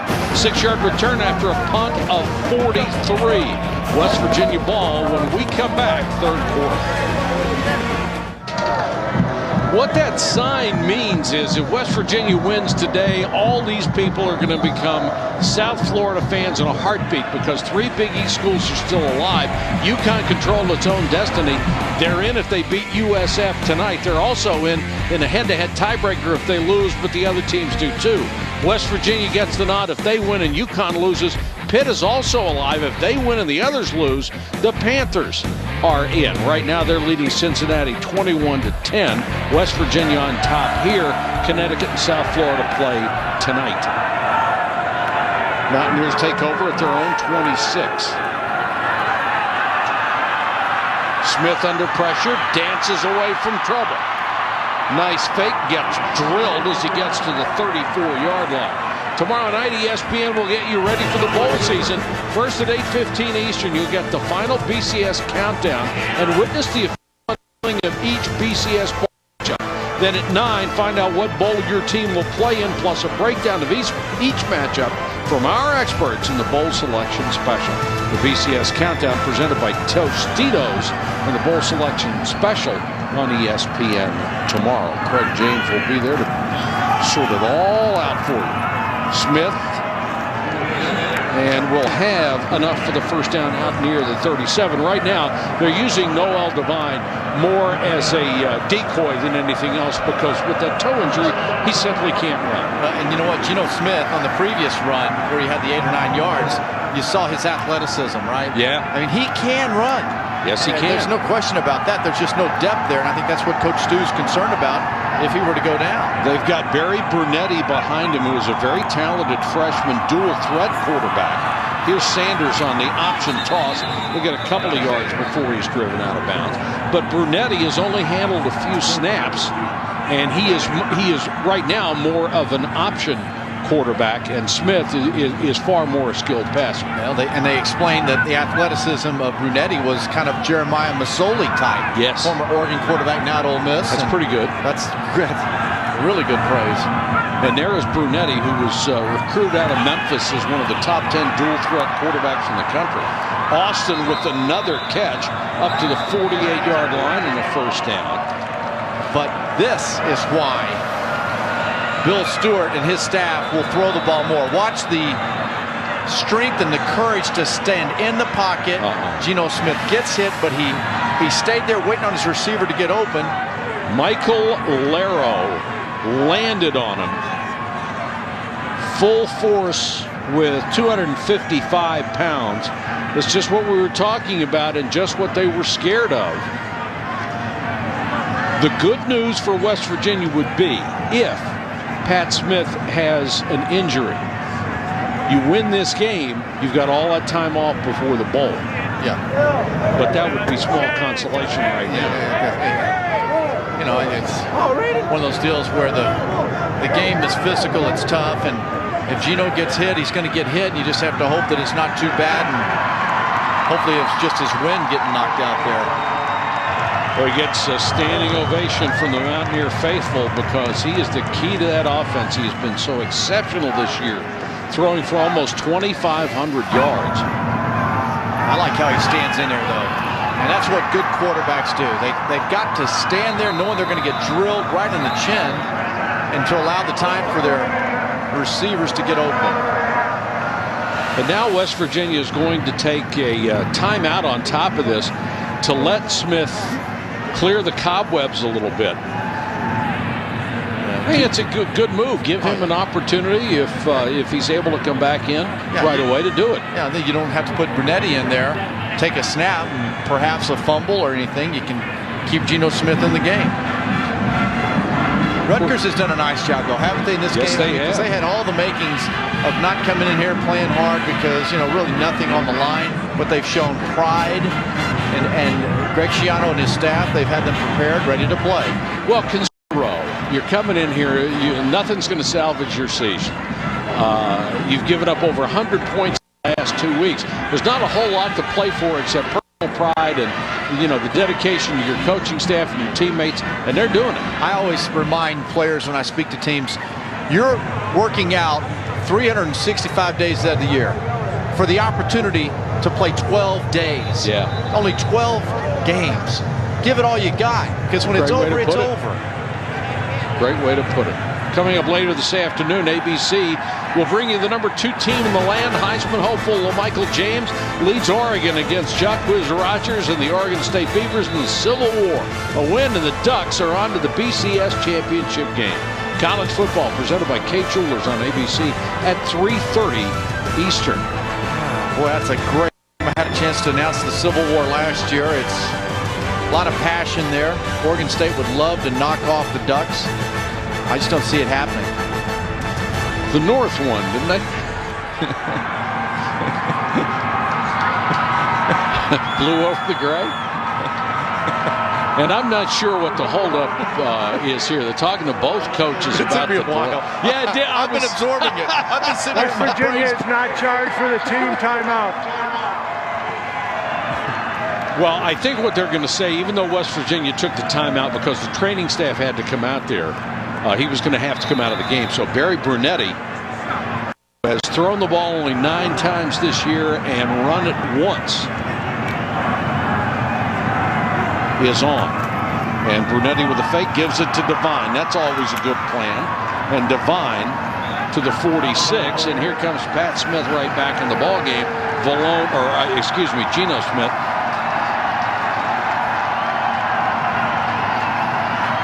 Yeah, that's a good sign there, obviously, for West Virginia. The last thing they want to do is lose. And that would not have been a situation where they got him hurt by running the option. He was just standing in the pocket. 4 wide receivers, 2 to the left, 2 to the right. Devine, the running back. West Virginia trying to get another sustained drive down here. Smith bumped. And down he goes, the 49.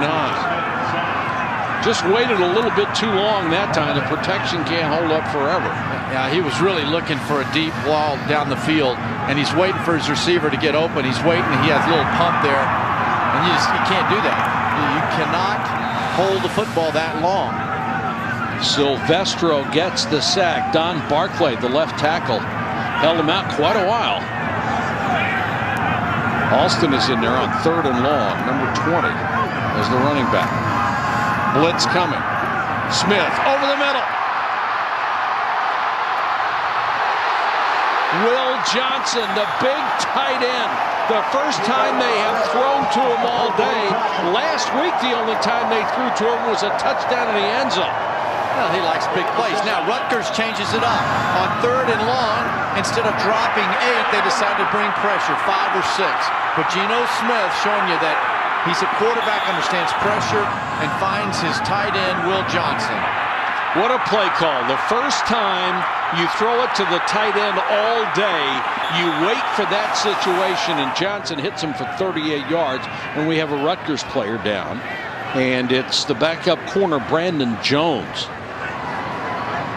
You know, I have always admired offensive coordinators who are going to keep one in their back pocket and just wait and wait and wait until they think this is the right time.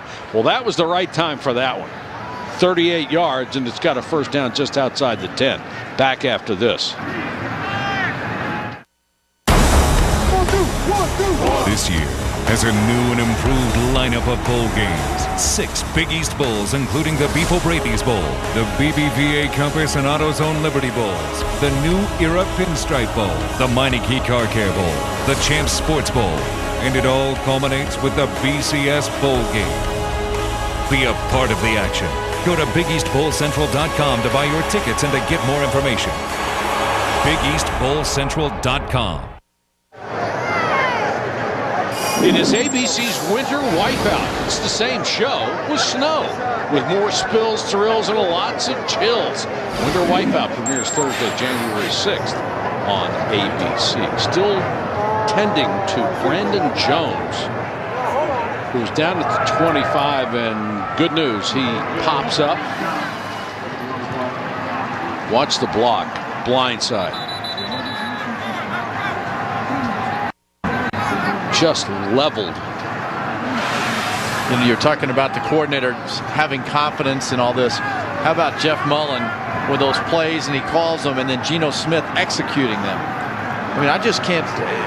You and I talked about it back watching this West Virginia team when they were playing Marshall that day, and they went to overtime, and we said, wow, that young man there, now there is a quarterback. Yeah.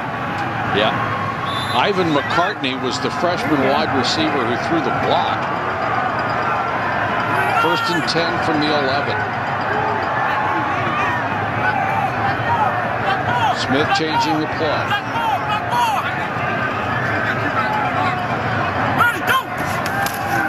Devine. You know that Bill Stewart would love to come up with something that would break Noel Devine and give him a chance to score. He has been such a great player for this team. In his last game in Morgantown, he would love to be able to have this kid shine one more time. Yeah, and they try to throw him some swing passes to get him in the open.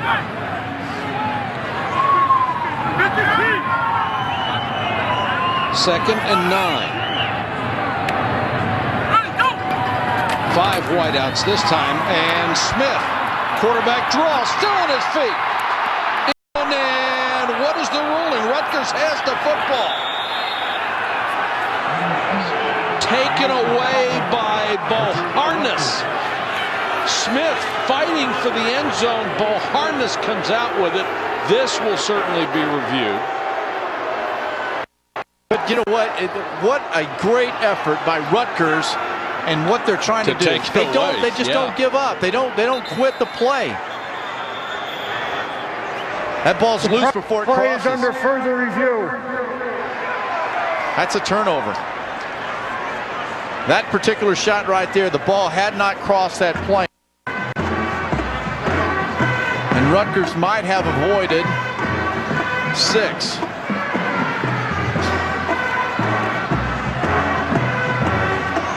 It has to be indisputable video evidence, and I mean that's one of those that the ball, it looks like right here, is out. It's up to his chin before it crosses that plane. You can't see the backside of his body, whether he might have been down or not. Maybe this replay will show it. And it's out. No, it is out.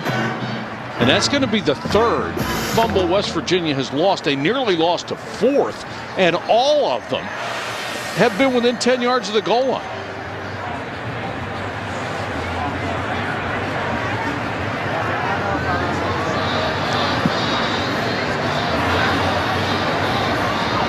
Yeah, I think Geno After Smith. further review, the runner lost possession of the ball before crossing the goal line. It is a fumble. First down, Rutgers. It's a good call. Yeah, it's the right call. Now, here's Greg Schiano's got his team off the bench. He's over there, and he's trying to convince them, you know, fellas, go execute, do your job. And they go back. I go back to that scoring drive they had, where they had 7 runs, 5 passes. They got to get the run going. So they'll take over at the 7-yard line. Dodd back in the end zone looking to throw. Now being chased. Junior Miller missed him. Here comes the defense, and he throws it away. Good play by Dodd just to get rid of that. Turnover is a real key point in this football game. West Virginia, they've got 21 points, but they've turned those ball over 3 different times, and all, like you said, Mike, with a chance where they could have gone in to score. They have 7 against UConn, and that's lost 4 of them, right, including 1 in overtime. They have fumbled at the 8 to 13, the 1-yard line. Deering is going to come in to run the wild night on 2nd and 10. Dodd nearly got caught in the end zone.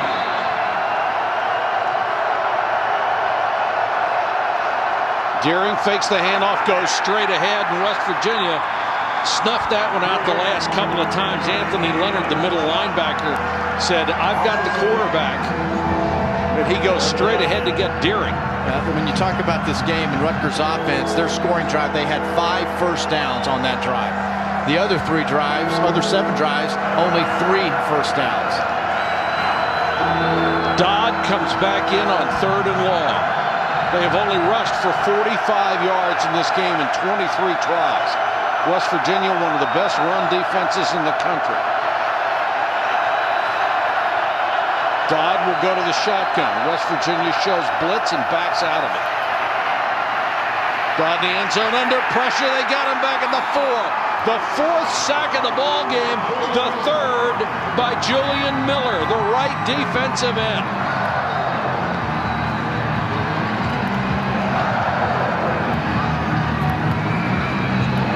Julian Miller, you think if you take care of Bruce Irvin that you're going to be okay. And then here comes Miller, a guy that used to be 215 pounds, so you know he can run, put on a lot of weight to get to 260, and I just don't think that Chase Dodd can see downfield. That's a big offensive line in front of him, and gotta let it go. ESPN's presentation of college football on ABC will return after this message and a word from our ABC stations. Rutgers to punt out of its own end zone. Teddy Delagana.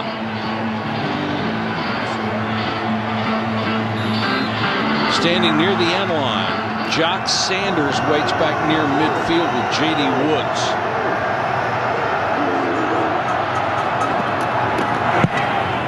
Delagana gets it out of there. A nice high boot. Sanders forced to make the fair catch at midfield. A 46-yard kick under dire circumstances for Delagana. Tomorrow night, ESPN gets you ready for the bowl season. First at 8:15 Eastern, the BCS Countdown.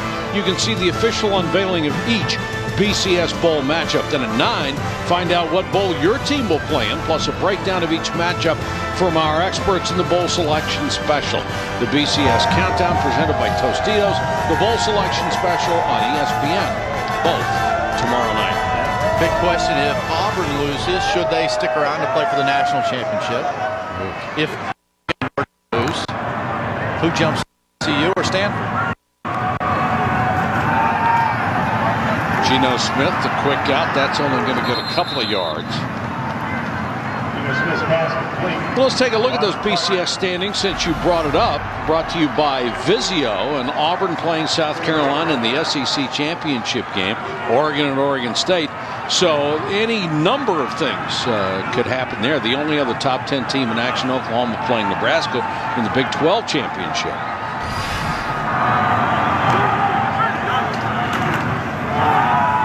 Austin, straight up the middle. Tavon Austin. That's why Bill Stewart wants him to be a running back. He gets one carry in the game and gets 46 yards. And that is the burst that Devine does not have right now because of that injured toe. Yeah, there's really nothing wrong with playing a little wide receiver, playing a little running back. This kid is special. Whatever he does, play it with the football in his hands. He's out of Baltimore, the all-time Maryland leader as a running back.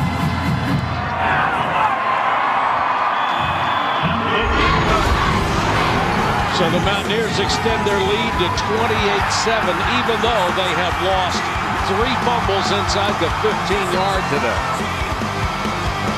Getting it from Rutgers right now. Mike? Robert, thank you very much. We have 14-13 to go in the game. Tavon Austin, whether you line him up at a wide receiver or running back or left guard, you got to find a way to get him the ball. And when he touches it, good things happen for West Virginia. Just a sophomore. 2 more fun years. Rutgers on the return. LaFege taken down inside the 30. Last week with their sporty look, Tavon Austin against Pitt. Boy, you talk about an athlete. You just hard to stay with him, and the ability that he has on the outside with those hands and as a receiver, and then we just saw what he did with the run. And that's his pass reception for a touchdown today, and there's that run. Looked like one of the defenders had an angle on him, and he just blew by him like he wasn't even there. He got in one hole, and the linebacker went there, and he came back and went to the hole that the linebacker didn't go to. Dodd trying to throw the flanker screen, and that's going to be incomplete. Intended for Sanu, who has been troubled by an ankle for a long time. The guy that started as their running back this year, Martinek, has been troubled by an ankle injury since the 2nd game of the season. So injuries have played a big part in their campaign. Their starting quarterback, Savage, injured his hand, and Dodd replaced him and has stayed on as the quarterback ever since. Thomas, number 29, the running back. He'll get the carry on the delay. Nice cut by Thomas, takes it outside. First down and more, pushed out of bounds near midfield. Glover finally got him, but Jordan Thomas out of Endicott, New York, showed that fine speed on that run. You know, we keep seeing these young players make plays from time to time, and that's what gives you hope as a Rutgers fan, knowing that next year's going to be a different year. And they'll come out in their offensive line, they'll get that mended. You saw right there that the offensive line at times can get their job done, but these skilled players around them, they've got to find a way to open them up. Much time across the field in this game. This will be only the 9th snap in West Virginia territory. Dodd in trouble, down he goes. And you can tell one of the reasons they have given up so many sacks, that was the 5th today and number 60 on the season. Sometimes you got to throw the ball away. And that's why in my mind Tom Savage has a chance to compete and open this thing up in the spring. You know, one of these quarterbacks is going to learn to get rid of the football. Yeah. You know, you can't always say that it's the offensive line. Scooter Berry got that sack. It was his 4th of the year. The Mountaineers as a team now 39 on the season, one of the best in the country. 4-man rush here. Dodd throws, incomplete, nearly intercepted. A couple of Mountaineers had a shot at it. Pat Miller was the first one, number 6. Got his hands on it but couldn't hold it. And if you're a football team coming in, West Virginia's defense especially, understanding and realizing they know what the opportunity is. What do you think those defensive linemen think when they see 55 sacks? I mean, they start salivating on Tuesday. Well, they start talking in the cafeteria, yeah, in the locker room. I'm going to get mine. Bruce Irvin, number 11, is in. He's the guy who has one of those sacks. Irvin coming from behind. He got another one. This kid is something else. Mike, we showed you in the EA Sports this week the technique that he has. This is just a bull rush. He's got so much speed, but then once he gets into the tackle, Stapleton, he does not have enough strength to take care of him. And this is a classic Lawrence Taylor LT move. Remember now, they've said they think he has that type of ability. LT used to run over you, around you. He kept a blocker on his heels. 6 sacks for the Mountaineers, 2 by Irvin. And West Virginia will get the ball back at the 16-yard line. Jock Sanders with the fair catch. One of the rising stars in college football leading that Mountaineer defense. ESPN's College Football on ABC. Brought to you by Kay Jewelers, the #1 jewelry store in America. Every kiss begins with K. Dr. Pepper, there's nothing like a pepper. And Nissan, proud partner of the Heisman Trophy. Mountaineers have won or shared the Big East 5 times, the last coming in 2007 when they shared it with Connecticut but earned the BCS bid. Bruce Irvin with 2 sacks today has 12 for the year. That is 1 every 16.3 snaps. Daquan Bowers has 15.5. He leads the nation, but the sacks per snap far higher for an every down player. And it's just remarkable to watch. Combination of speed and power. Geno Smith sets up and throws. A good grab out there by Stedman Bailey, but only a couple of yards. And Daquan Bowers is an every play guy. So now you've got to get Irvin, get him into the body shape and the ability to play the run as well as he does the pass. And that's what they want to do next year, have him as a pass rushing defensive end, an every down player. That takes the soft out of that 3-3-5 idea, right? Yeah, it does. Divine, and you can just see how he cannot make the cuts he used to. Sort of glides and rounds them off a little bit. He's still very dangerous because of the speed, but he was caught from behind last week on one play, and that never happens. See, he's chopping. He's chopping with his feet to compensate for the lack of ability to plant the foot and explode. He is a gamer, though. Alston is in on 3rd and 2.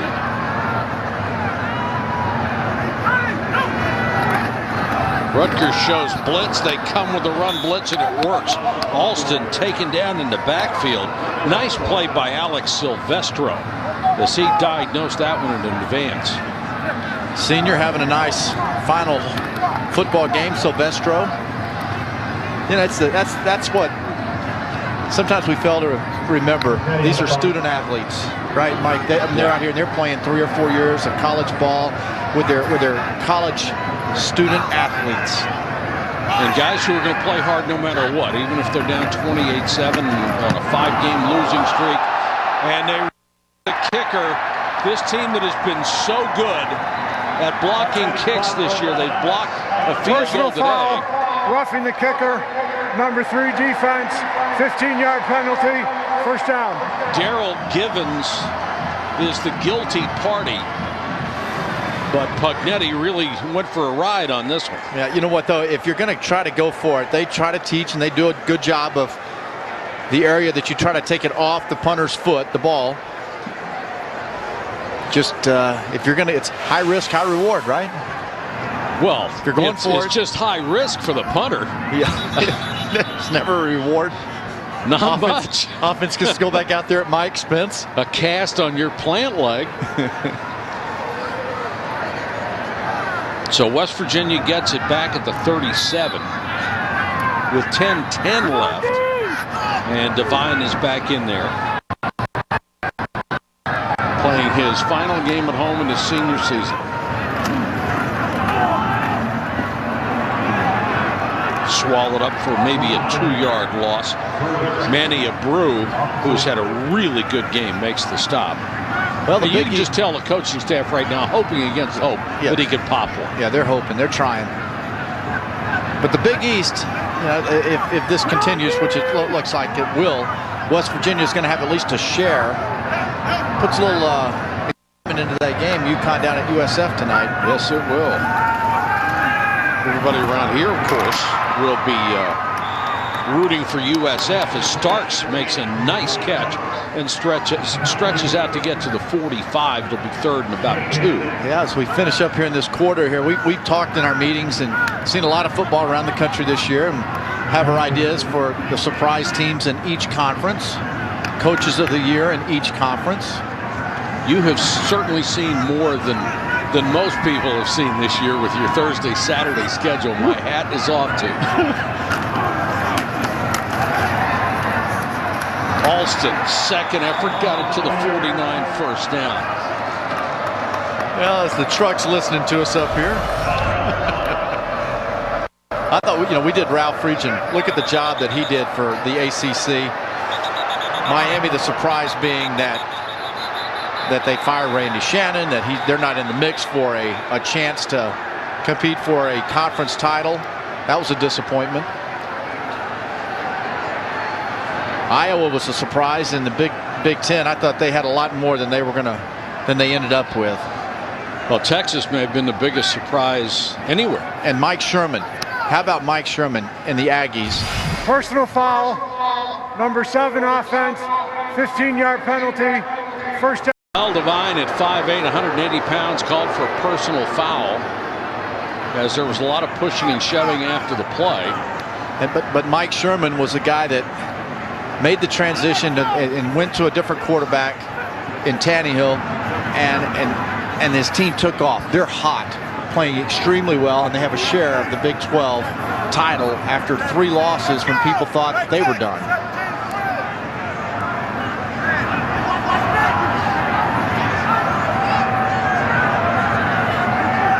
And apparently they got the number wrong.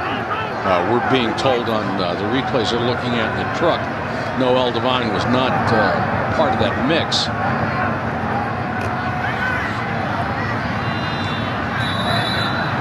So the penalty is after the first down, so it's first and 25.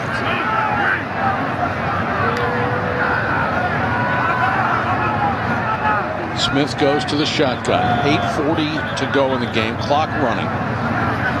Changing the play, and he's got the big backs in there with Clark and Sean Alston.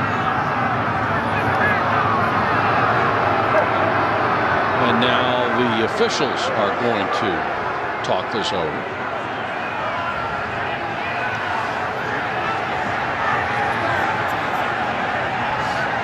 Pretty good day, Craig, for Geno Smith. 22 out of 27, 306 yards. He's hit 9 different receivers. And didn't he start out 11 of 11? He missed his first one, then first hit 11. one, then went 11. Alston on the delay.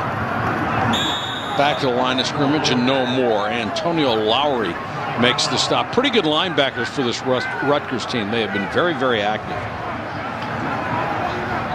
The official stepping in there and making sure there's nothing extra going on after the play. Both of the safeties on this team, though, too many tackles, and that's not a good sign. No. Not when the 2 safeties are among your leading tacklers, and they are 2 and 3 on this ball club. Draw play again. Alston makes the first man miss and picks up about 5 to the 39. Let's take a look at today's Good Hands play, brought to you by Allstate. Good decision, Dave, by the coaching staff and Geno Smith to find Mr. Tavon Austin. Just phenomenal how he sees and tracks the ball in the air. It really is. I have never seen anybody who adjusted the way he catches the ball to where he's going to go after he catches it.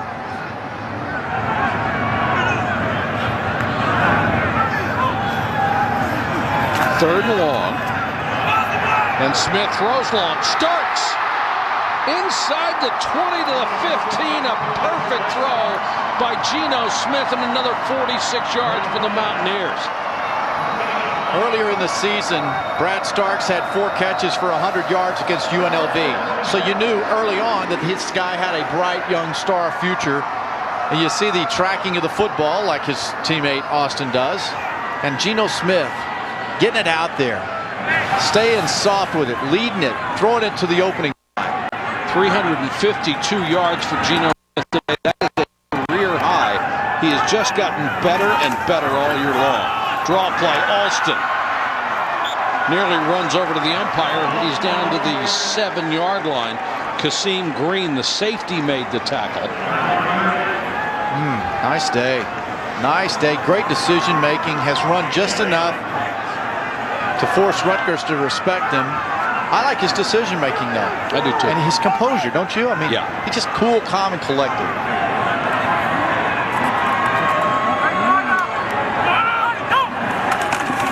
Alston again inside the 5, down to the 1. This is the guy Bill Ford thinks is going to be his starting running back next year. 282 pounds. He's got speed as well. You see the vision there in the cut, and then the power.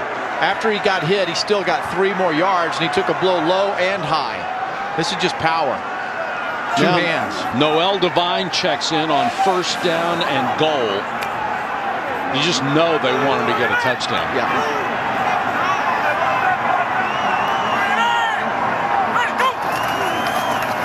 Devine.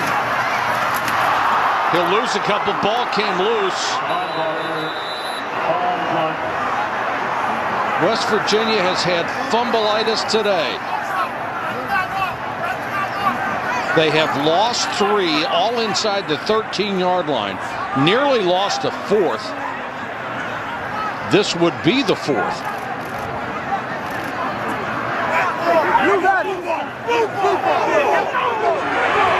And the Mountaineers got it back. You just can't do this and win most of the time, can you? No, you sure can't. But, you know, Devine, as he makes that cut, things are in his head. It's not just letting it go, cutting it loose. He's trying to figure out how to compensate for a foot. Just not the same. Tyler Urban, the tight end, got it back. And against Connecticut, it was the thing that really killed them. They fumbled it 7 times. They lost 4 today. They've lost 3. And that's why they're going to have to wait for Connecticut to play South Florida tonight to see if they're going to be able to get the BCS bid out of the Big East. And Geno Smith wants a timeout. Would you stand right there so I can stand behind you and you block the wind? No, I'm moving. 4 minutes and 37 seconds to go in the ball game. We'll be back. It's a rematch of last year's national championship game at 3:15 on ESPN. Butler against Duke from Cameron Indoor, one of the great venues, not just in college basketball, but in all of sports. Oh, I'm told it's in New Jersey. Great venue as well.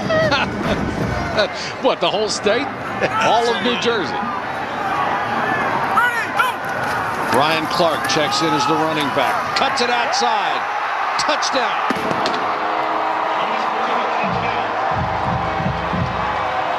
Pretty nifty for a short yardage guy.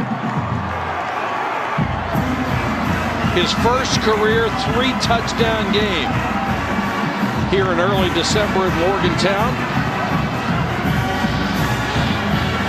He's not just a fullback. This guy can run.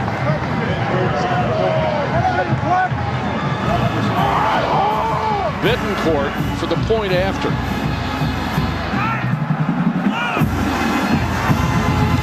Another impressive drive by the Mountaineers. 84 yards, took them 7.5 minutes and 13 plays, and they overcame a 1st and 25. You see that? Following fullbacks, following blockers. That looks like an I formation back right there.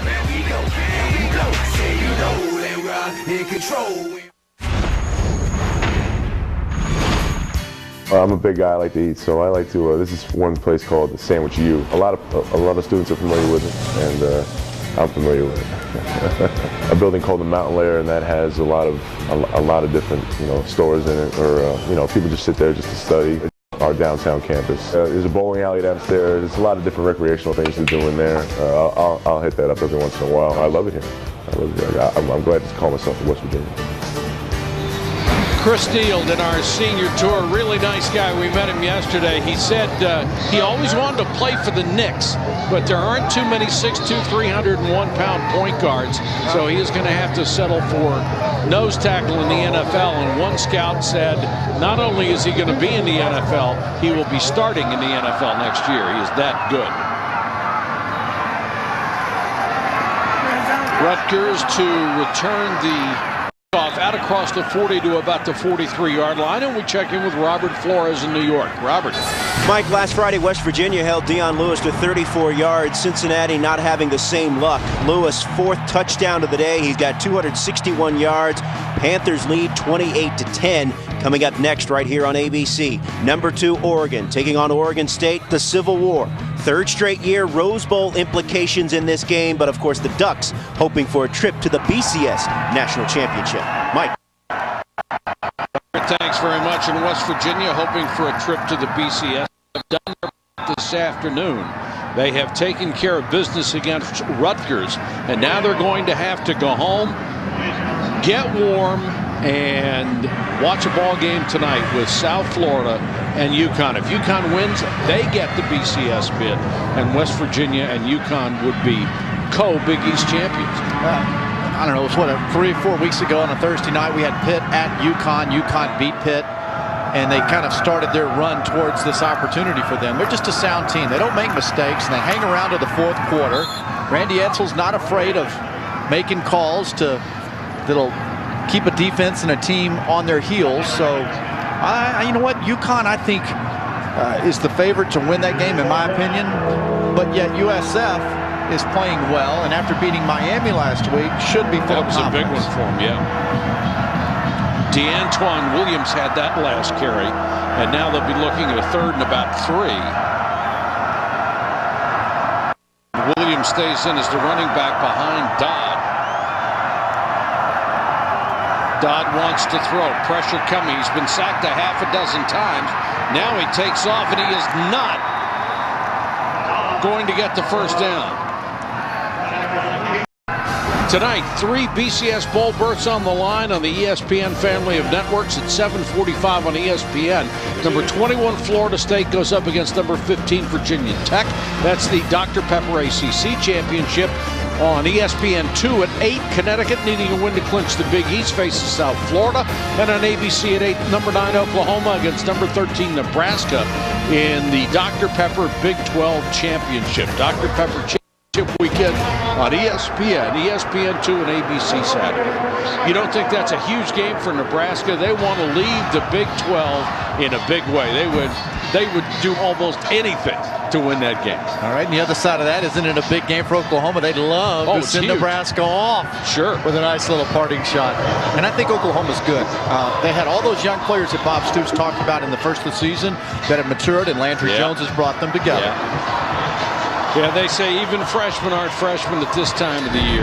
And there you see Neal, who does such a great job in the middle swallowing up blockers. Let's take a look at our Pacific Life game summary. And Tavon Austin with 2 huge plays in this game, 167 total yards, and Ryan Clark with a career-high 3 touchdowns. And there is Bruce Irvin of the 2 tackles, or the 2 sacks he got of the flanker screen. That's going to be enough for a first down for Rutgers, and the pass complete to Sanu. Well, why not? 4th and 3. What's the point in punting the football? Yeah, no doubt. Absolutely. West Virginia has just about all their reserves in there right now, and Rutgers trying to do something offensively against them. Dodd with plenty of time. Throws deep, has a man inside the 10-5. Touchdown, Harrison. 44 yards. Dodd had plenty of time, took advantage of it. Well, Mark Harrison, obviously the favorite target here. In 7 games coming into this game, he had 36 catches for 700 yards and 8 touchdowns. So you can understand why Dodd's looking down the middle of the field with confidence that Harrison's going to stick in there at 6'3", 220 pounds. and make that catch.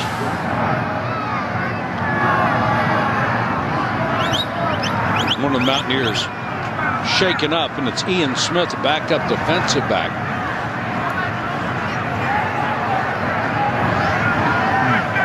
Dinged up a little bit on that touchdown throw. And this will postpone the extra point momentarily, at least. But see, you know what? If Greg Schiano doesn't go for it on 4th down, they don't have a chance to have a big play in this game, right? That's right. Have a good feeling, something positive to go into the offseason with. That's right. You're on national television. You're recruiting. You don't give up. You don't put the sword in the pocket. Or the saber. Well, you never, listen, I don't know how much you know about the sword in your pocket, okay? You could really hurt yourself. It's too much hot chocolate up here. Remind me never to loan you my sword.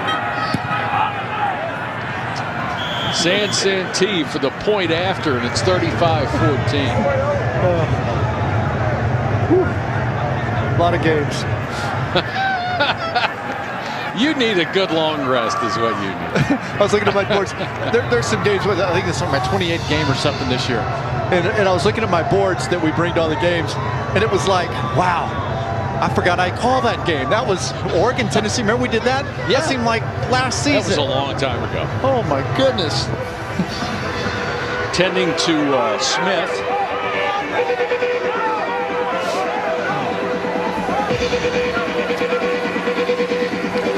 Well, our crew, we're going to have a good time coming up here in the bowl season. Going down to San Diego, the Poinsettia Bowl. Then we've got the Gator Bowl on the 1st. Get a chance to see Navy again out in San Diego. They've had another good year. I think it's the first time ever. Army, Navy, and Air Force all going to bowl games. I think that's really great. Really good. Really cool. Yeah, we'll see Navy and San Diego State out in Poinsettia. We'll find out tomorrow night on the Gator, but it'll be some good teams. 2 good teams.